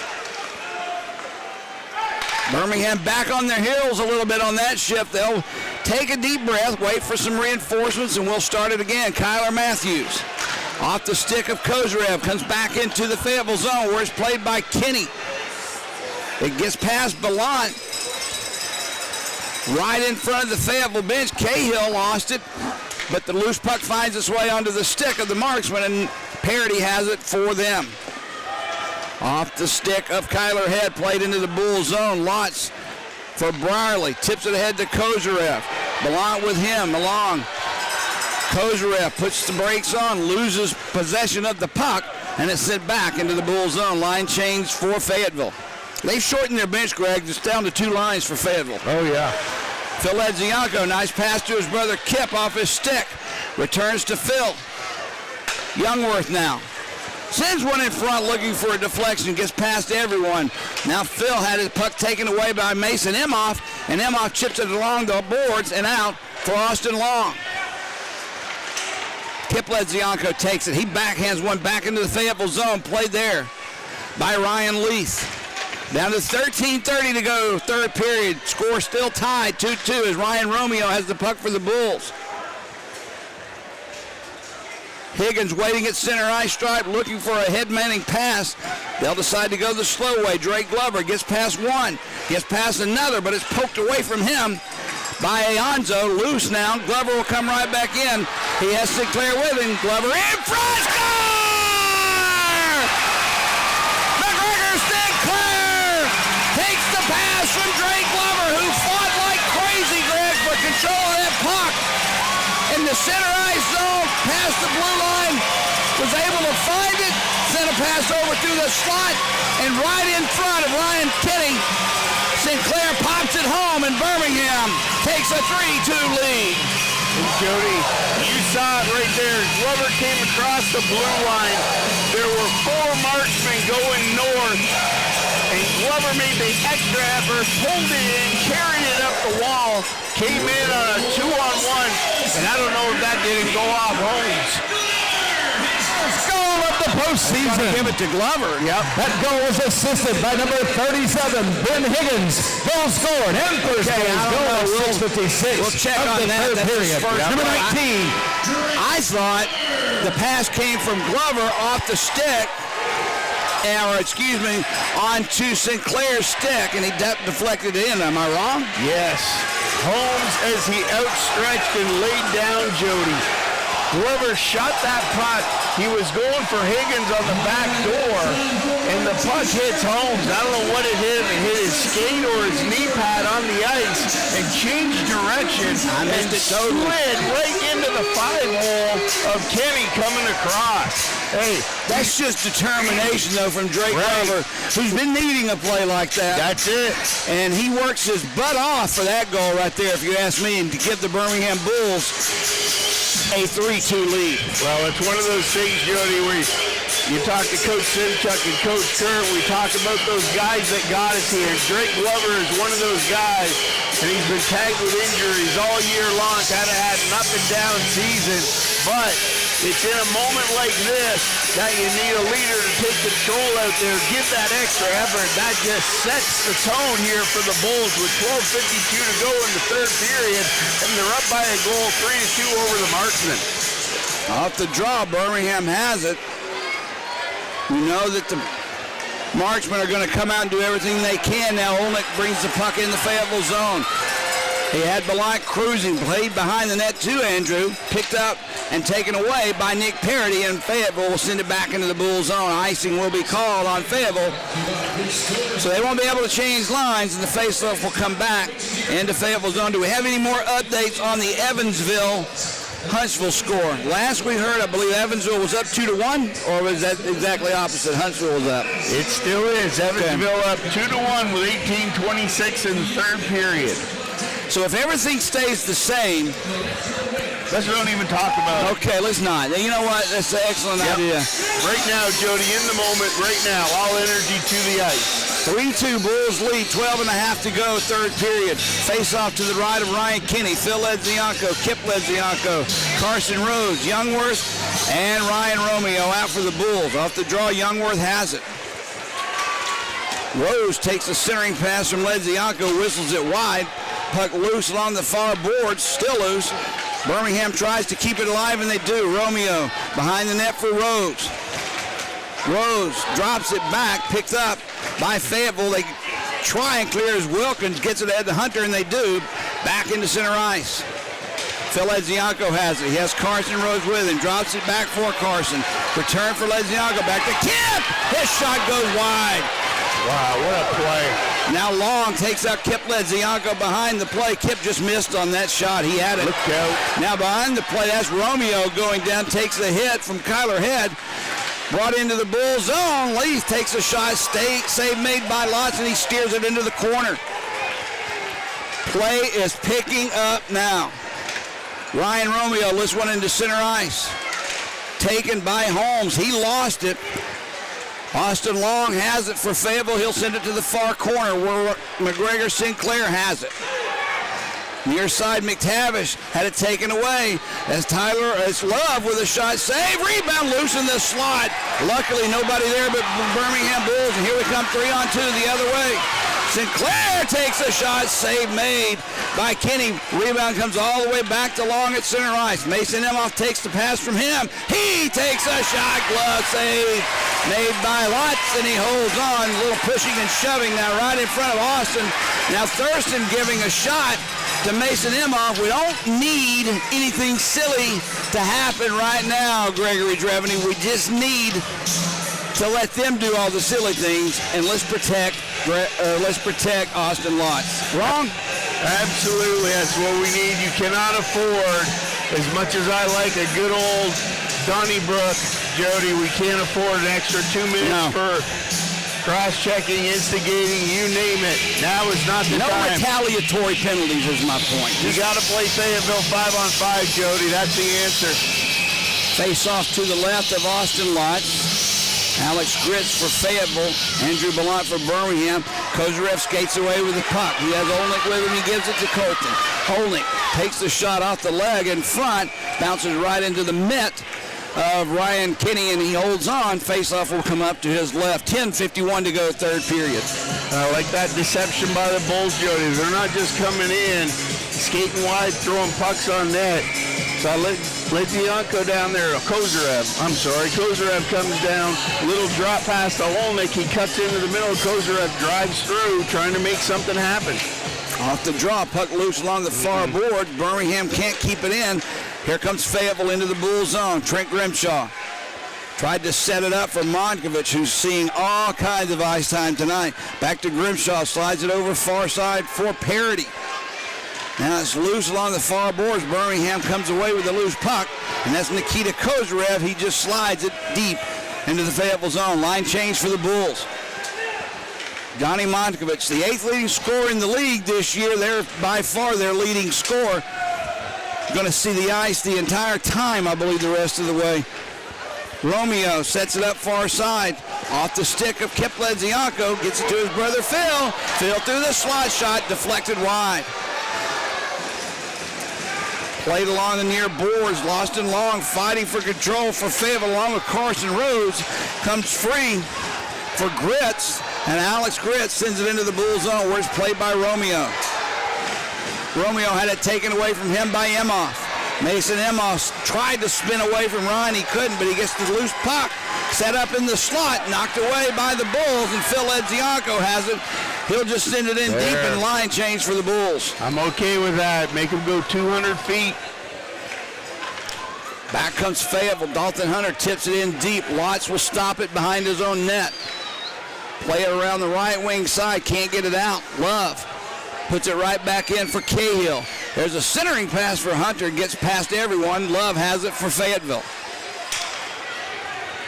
Top of the face-off circle. Gets it for Ayanzo. Johnny Ayanzo, there's a soft shot out trying to beat him high. Couldn't work. Ayanzo with the puck, far boards. Nice pass over to Kyler Head. He takes a shot through traffic. Cahill was there, Greg, but Lotz saw it, and he held on for a face-off. Great job there by Austin Lotz. A lot of traffic in front of him, Jody. Guys skating through those shooting lanes, trying to take away his vision. Lotz tracked that one all the way in, made a great little glove save right about pad high. Those are the shots you want to have on net. You want to make it hard for the goalies to pull those ones in.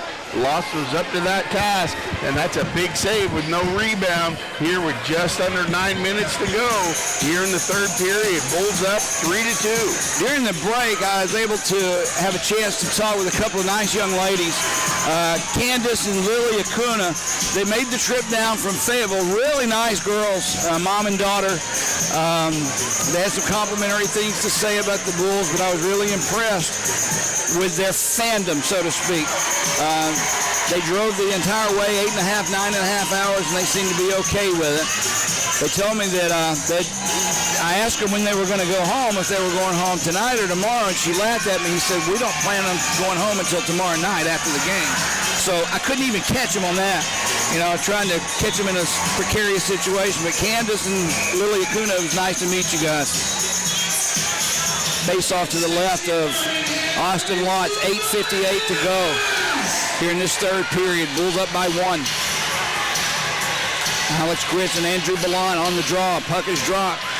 Comes back to Wilkins. Wilkins takes a shot, knocked down in front. Comes to Markovich. A shot is deflected into the near corner.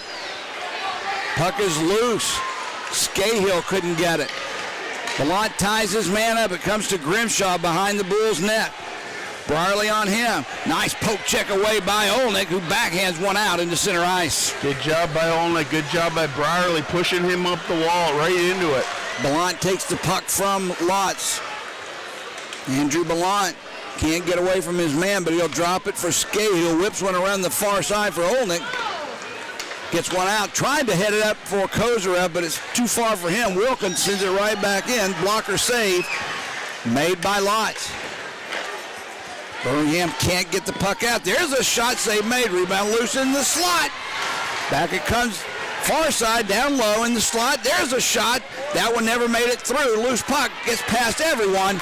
Back into the Fayetteville zone. I see you shaking your head, Greg. Fayetteville sending everybody to the house, Jody. Youngworth picks the loose puck up for Birmingham. Banks went off the boards into center ice. One man back for Fayetteville. Looks like they're sending four different forecheckers in when needed. Icing will be called on Fayetteville. I want to ask you about that. You're just down one goal. There's plenty of time left on the clock.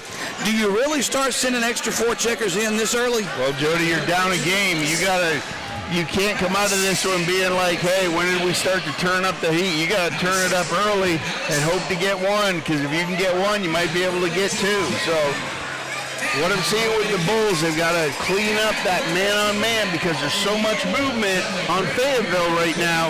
You got to get him in, and you got to stay with him and follow him wherever he goes. On the draw, puck is dropped, picked up by Holmes, gives it to Ryan Leith. Birmingham quickly back on defense, clogging up that neutral zone, so Fayetteville just dumps it in and gives chase. Played along the far boards. Kip Ledzianko has it. He couldn't set it up for his brothers. Taken away from Kip. And Ryan Leith has it now for Fayetteville. Rose takes a lazy pass away. Slides it across near side. Phil Ledzianko in front of. What a shot. He just spun around, Greg, and fired it right on net. That one I'm shocked didn't get deflected in, but holy cow. How did that work? Jody. What a play by Ledzianko. A little spin move, kept the puck on the toe of his stick, just spun and ripped it right for that low blocker corner. And I'm telling you, Kenny with a heck of a save. He was down and just popped his foot out there at the last second because that one was going right in the net. Unbelievable. Off the draw, Birmingham has control. McTavish can't get away from Love. It's played behind the Fayetteville net. Now it squirts free. Kyler Head has it for Fayetteville. Long pass ahead for Cahill. Off his stick, comes right through the slide. Hustling back is Thurston. No call on the play. Thurston's still down on the ice. Now McTavish is taken down in the Fayetteville zone, and there really was the fans aren't happy, but that was a good play, Greg, from a Fayetteville standpoint. Good play that way, but I'm not sure about that trip on Thurston, Jody. I know it was not intentional, but the fans aren't happy with 6.5 to go. Fayetteville with the puck in their own zone. One mistake by either team can result in disaster at this point. Right. Scahill with it for Birmingham off the skate of Nick Parity, and Fayetteville set it up in their own zone. Wilkins off the stick of Grimshaw goes into the Bull zone where Briley has it first. Tried to set it up for Ledzianko. His pass was a little too soft, kept alive by Fayetteville. Played behind the net, picked up by Monkovich. He's hit by Scahill, and Scahill takes it away. Birmingham trying to clear, but can't do it. Monkovich has it near corner. Curls away near face-off circle. Back at the point for Grimshaw. Bounces one off the boards for Gritz. He didn't connect. Loose puck, far corner. Gritz will cycle it around near side. Long going in after it. Phil Ledzianko gets there first. He gets it up to Kozrev. Birmingham will finally clear. That's a minute that puck was in the zone, Greg, before we could get it out. Absolutely. I'm telling you, I really like this pairing of Brierly and Scahill. Jody there really getting it done tonight. Now Leith tries to skate through the entire Bulls defense. He lost control of the puck, and Birmingham Sinclair drops it back on defense, and Ryan Romeo has it through center ice. Kip Ledzianko sends it in deep. Kenny will play it around near side himself, but not out. Youngworth keeps it alive. Forechecking by Higgins causes the turnover. Ben Higgins with a big play. Now it's loose along the near boards. Higgins still fighting for it. Finally comes free for Cahill, who tips it past Youngworth into the Bull zone. Cahill drops it down low. Not far enough. Rose, or Glover that is, has it. He'll send it far side, and here comes Sinclair. McTavish in front. He'll send it in deep far corner. 4.5 to go. Birmingham up 3-2 on Fayetteville, who has the puck in their own zone. Grimshaw had it bounce off his skates, and Thurston turns it right back into the Marksman zone where Wilkins has it.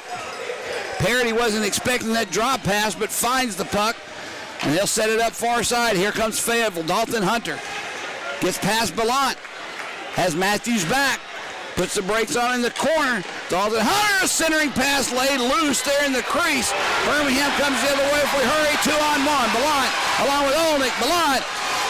Shot was blocked in front by Leith, who has the puck, and skating through center ice, puts it right back in near side. I'm sorry, that was Holmes, not Leith.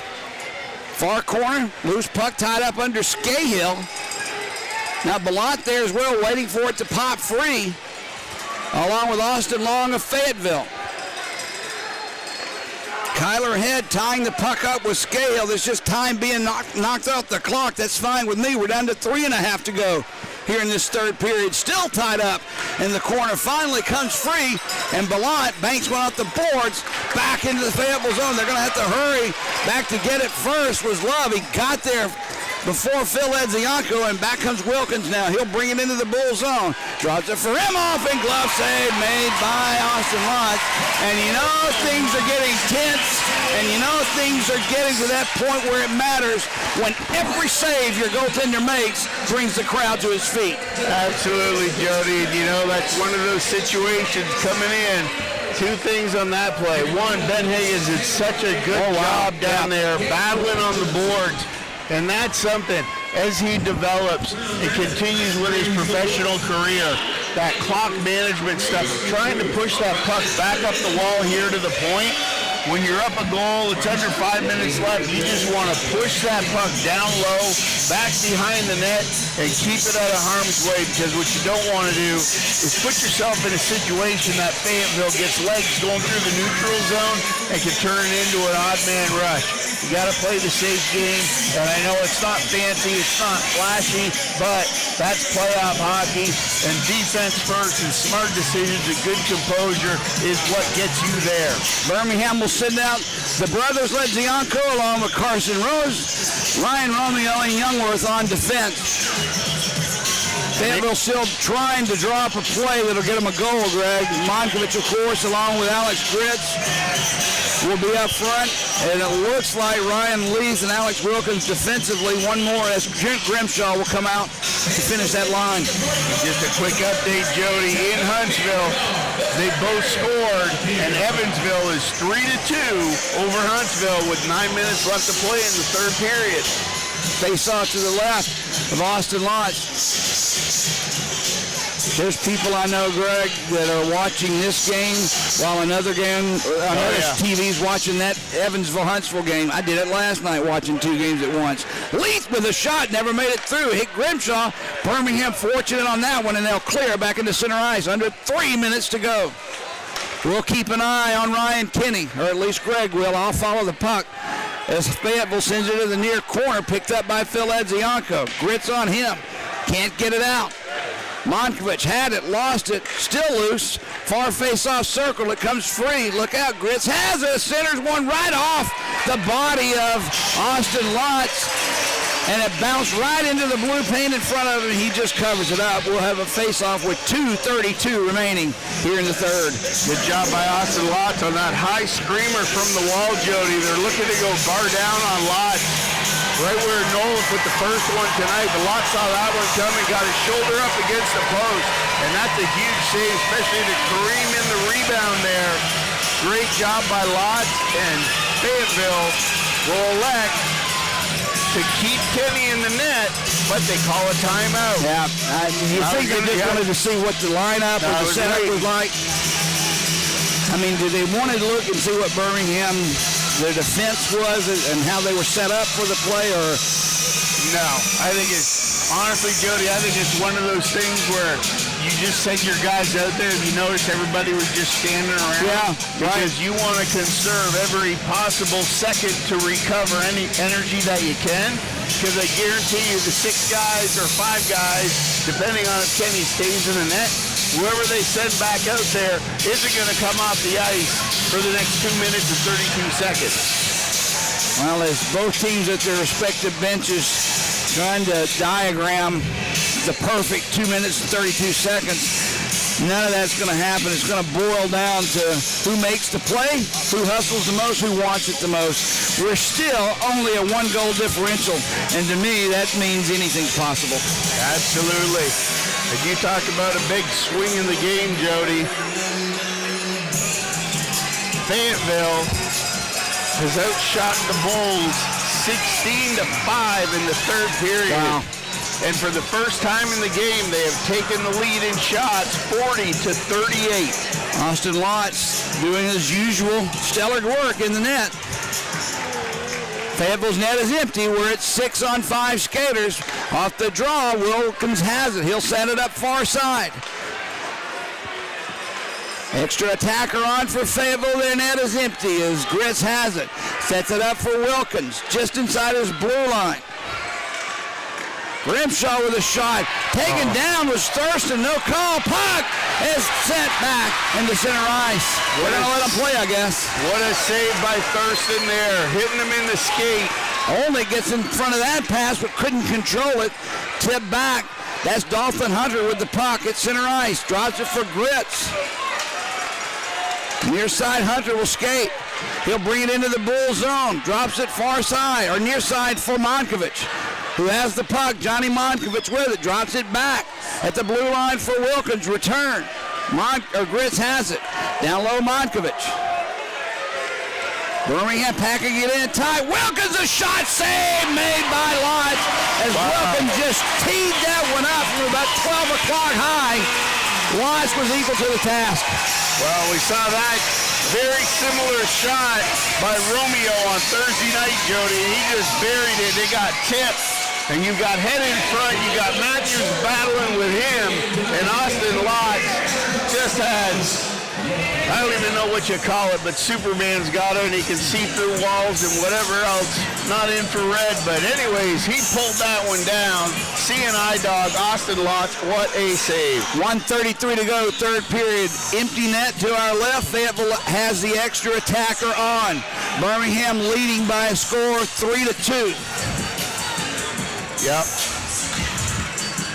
Off the draw, Phil Edzianko, along with Alex Grits. Puck is dropped. Played by Fayetteville for Monkovich. At the point, Wilkins down low. Near boards, Grits has it. Back for Wilkins.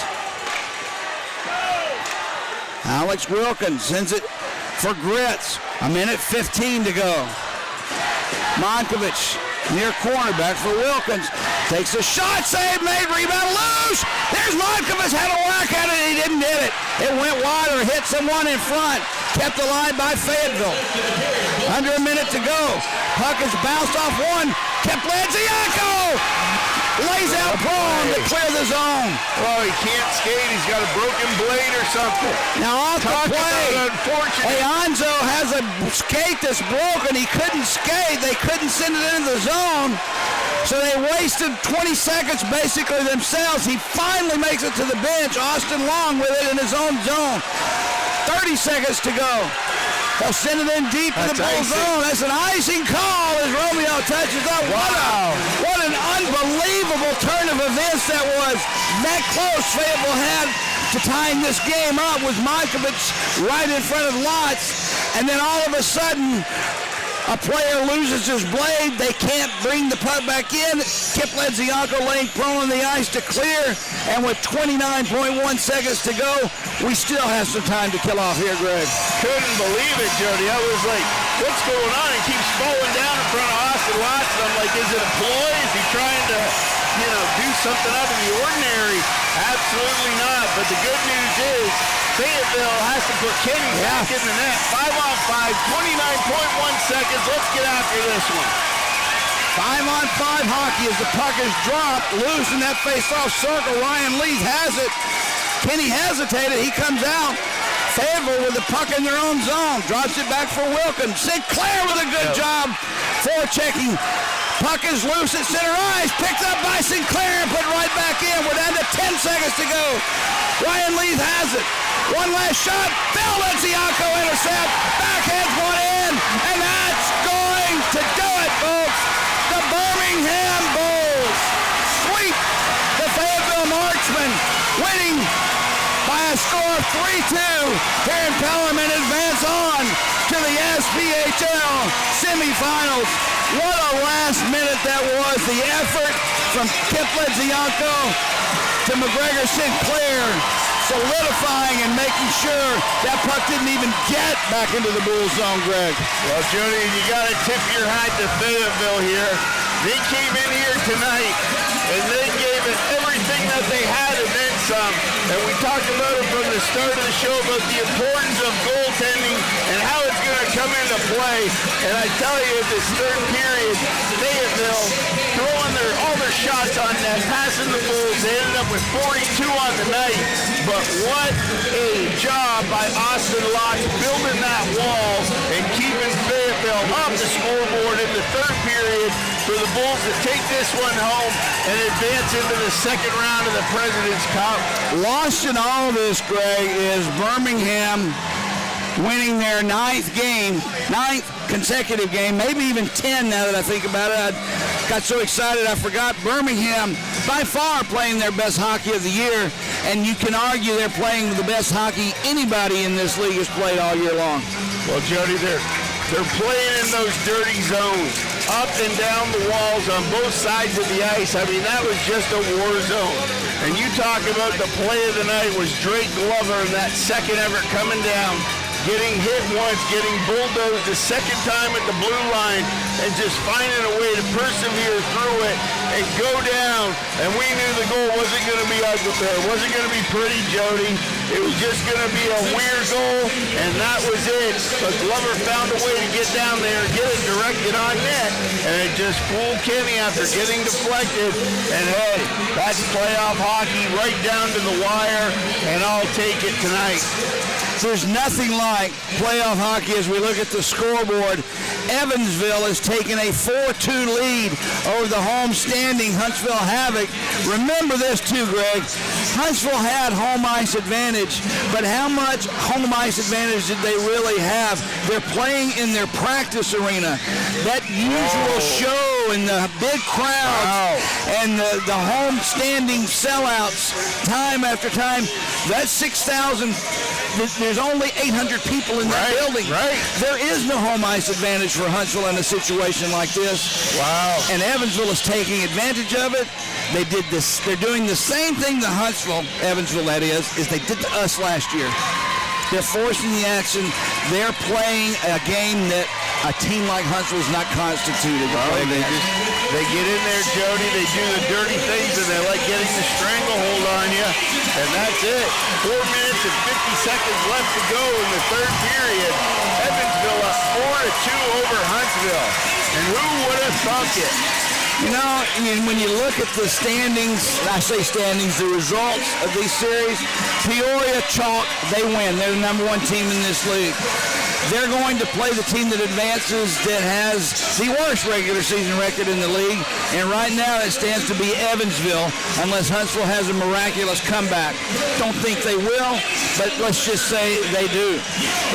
If everything stays the same way it is right now, it will be Peoria, Birmingham, Knoxville, Evansville, in that order. If that's the case, Peoria will play against Evansville, and Birmingham will get Knoxville in the first round. And Birmingham will maintain home ice advantage, Jody. Exactly. That's what I was going to say. If everything stays the same way, Birmingham for the semifinals will have home ice advantage no matter what. That would mean next week we would start on the road. I believe the way it was explained to me, we would play Wednesday night or Thursday night on the road. Come back home for a weekend series, which is okay with me. That opens up a lot of possibilities, but Greg, I'm going to say something here that I know you're going to understand. There's my friends from Fayetteville come by. It was very nice meeting you guys. Back in December, you and I both, I won't say we were down on this team, but we looked at each other and talked to each other like, what's going on? This team is better on paper than we're playing on the ice. And things didn't look good. I'll just put it that way. We weren't expecting a lot to change either, but something happened. And I'd love to know what it was. Was it the night we came back to beat Roanoke after trailing 5-2 with 12 minutes to go? Was it before then? Was it when, and I believe this is the case, if you look back at the results of our games, Greg, when Hayden Stewart came back from his injury, it kind of calmed things down. And if you look at the results from when Hayden Stewart came back from his injury to now, that's when we started winning hockey games. Not that Hayden Stewart was doing it, but the mentality of the team changed. It was more relaxed and more let's play hockey.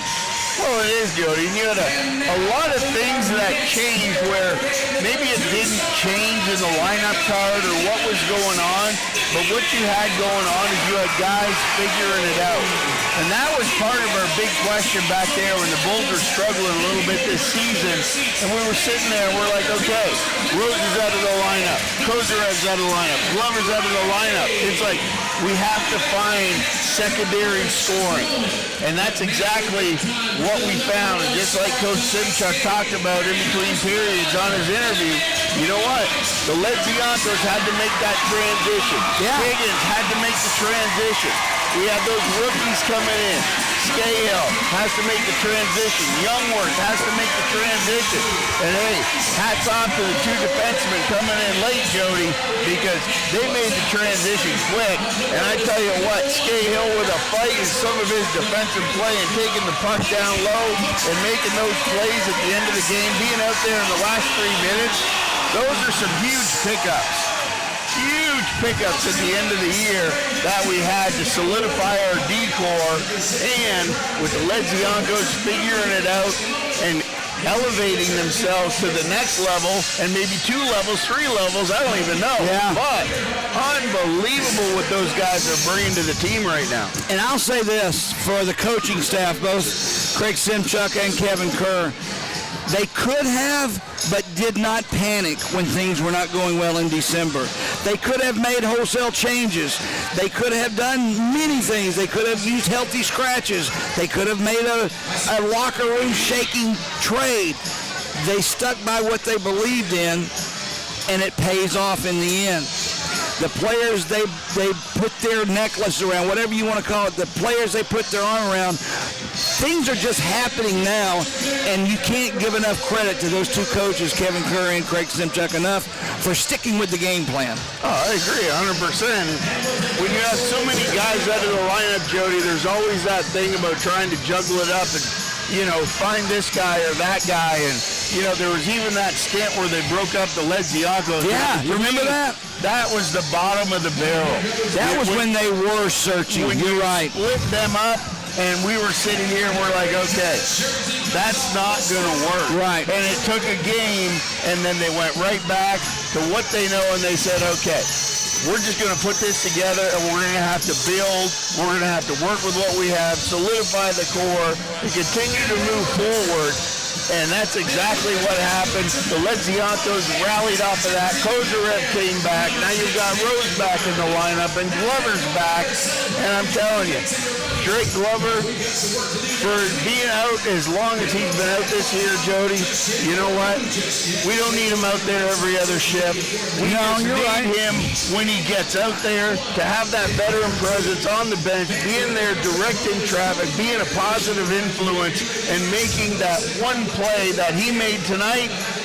And hallelujah, that's all that it took for everything coming together. I don't know how many points or what the plus minus was at the end of the night for Taylor Brierley. And I've said this so many times this year, I think he's by far the best defenseman in this league. I mean, he's such a steady force back on that blue line. When he's on the ice, you don't worry. And again, I don't know what he wound up with tonight, but thank God he's on our team. Wow. And not only that, Jody, Brierley is such a presence out there. Not only is his game one to be noted game in and game out, but I think that he has leadership that he passes off over to whoever's playing with him. It rubs off on the guys. It pushes him up a couple of more notches where you can take, Scahill coming in about a 7.5. You know what I mean? Yeah. Until figuring it out, trying to find a spot in the lineup. And then you pair him with Brierley coming into the playoffs, and now all of a sudden he's out there right on Brierley's heels, and together they're a 10. Well, I know this. Tomorrow I get to fire the grill up and watch the final round of the Masters. Thank goodness for this. I really wanted to see that. But, Greg, I can't believe you and I are sitting here talking about being in the semifinals of the SPHL President's Cup playoff in December. I wasn't sure if we'd make the playoffs. You remember that conversation we had? I remember, yeah. And here we are looking at everyone else in the league, hotter than anyone else in this league, playing better than anyone else in this league, with a goaltending tandem that is second to none right now. Absolutely, and that's why I'm here, Jody, to keep you on track. Yeah, keep me grounded. And now you can talk about the second round. Well, I don't like touching the cup or touching the money, but wow. Now we can talk. If you're still with us, if you're still listening, from here on out, I've been told we're going to go to every hockey game. Speaking of we, meaning Drev and myself, we'll go to every hockey game on the road. We'll bring you the action from the Bulls' perspective instead of having to listen to the opposing team in their glory. Yeah, I mean, let's be honest with you. We want the Bulls to win. We don't really care about what the other team's opponents' announcers have to say. We want to win. We're homers. So we don't know when that's going to be. I'm sure that's what Joe Stroud is on the phone talking about with right now to whomever as we look at the scoreboard. Huntsville has cut the lead to 4-3, but there's only 40 seconds to go in that game. That could change everything if Huntsville wins that game. If Huntsville wins the game, they come back miraculously and win. That will mean that we play Huntsville in the next round. That's simply all that means. So we're either going to have home ice advantage against Knoxville, playing in Knoxville on Thursday, or we're going to start here Thursday night against Huntsville. I believe that's the way it works. Either way, Huntsville would have home ice advantage against us. As Greg's watching the... Yep, hold on. Let me fix that here, Jody. Greg's watching the rest of this game. 42 seconds. As you see, the practice arena is where they're playing. There's zero home ice advantage for Huntsville right now. Look at where they're sticking fans. They got them everywhere. I mean, you don't even see them on the other side of the arena. They're on this side. Either way, I'm not talking about Huntsville. I'm just stating the obvious. They have no home ice advantage for this round. 29 seconds left. 4-3 Evansville. And they just iced the puck. Wow, look at that, Jody. Huntsville with 60 shots on goal to 37 from Evansville. CC has been playing out of his mind, and he's still giving up 3 goals. I mean, last night he gave up 0. We're sorry, we're just watching this game. Yep, we should let these guys go. I think we just stay with it because people may be in their cars tuning in on YouTube wanting to hear it, Jody. They send the puck out in front of CC. He dives to get on top of it. They're digging for it. No whistle. They're still letting the clock run. They're down to 15 seconds. A huge pileup, looks like a rugby match. Yep. Finally, the whistle blows. 12 seconds, ticks Jody. remaining on the clock. And everybody in Birmingham, if you're listening in there, hold on to your hats. You've got 12 seconds. You're 12 seconds away from Knoxville in the second round. I see part of the problem, Greg. I see what was part of the problem. What's that? I can't say. Back to action. 12 seconds to go. I'll let you figure it out. Is it the jersey? The jerseys that Huntsville's wearing? Yeah. All right. I guess they've taken all the timeouts they can. The thing about this, too, is Evansville and Peoria have played each other and beat each other senselessly to death all year long. Evansville can take Peoria out. Right. They know how to play against that team. Peoria is not unbeatable. I can't believe we're sitting here talking about a game we're watching on a laptop while everybody else is doing whatever as they drop the puck. It's called Die Hard, Jody. Evansville picks the puck up in their own zone. That's going to do it. They're done. 5, 3, 2. Huntsville will have maybe one more face-off. 2.4 seconds. 2.4 seconds remain. They're up. Evansville, that is, up by 1. They just basically have to, when the puck is dropped, just shoot it down the ice. Not even try to win it, just shoot. Let me ask you this, Jody. If you're Evansville and you've seen Huntsville, you know, their jerseys have been the same pretty much all year. I hate you those know what I jerseys mean? they're wearing. Coming in with that jersey, does it not give you a little bit of a feeling that like you're playing somebody different? I don't know, but I don't like them. They're Oh. red jerseys with black numbers. How in the heck are you supposed to see those? I don't know, but I know you'd be I'd be all over them. All over them. 3 seconds. They moved it up. 3 seconds left. Here That's comes it. the draw. It's done. They win. Evansville wins the draw. That's it. Oh, CC would shoot that one. Huntsville Yep. is done. Wow. Peoria, Birmingham, Knoxville, Evansville in that order. So therefore, Peoria versus Evansville, Birmingham versus Knoxville. We have home ice advantage for the semifinals. Unbelievable. Excellent. Okay, we got to break this equipment down and go home. We don't have to come back tomorrow, but we'll be in touch tomorrow to talk about travel plans for next week. How's that? Absolutely. All right, for Greg Drevany, I'm Jody Chernesky. Final score, Birmingham 3, Fayetteville 2. Semifinals next week. Stay with us, everyone. Have a great night.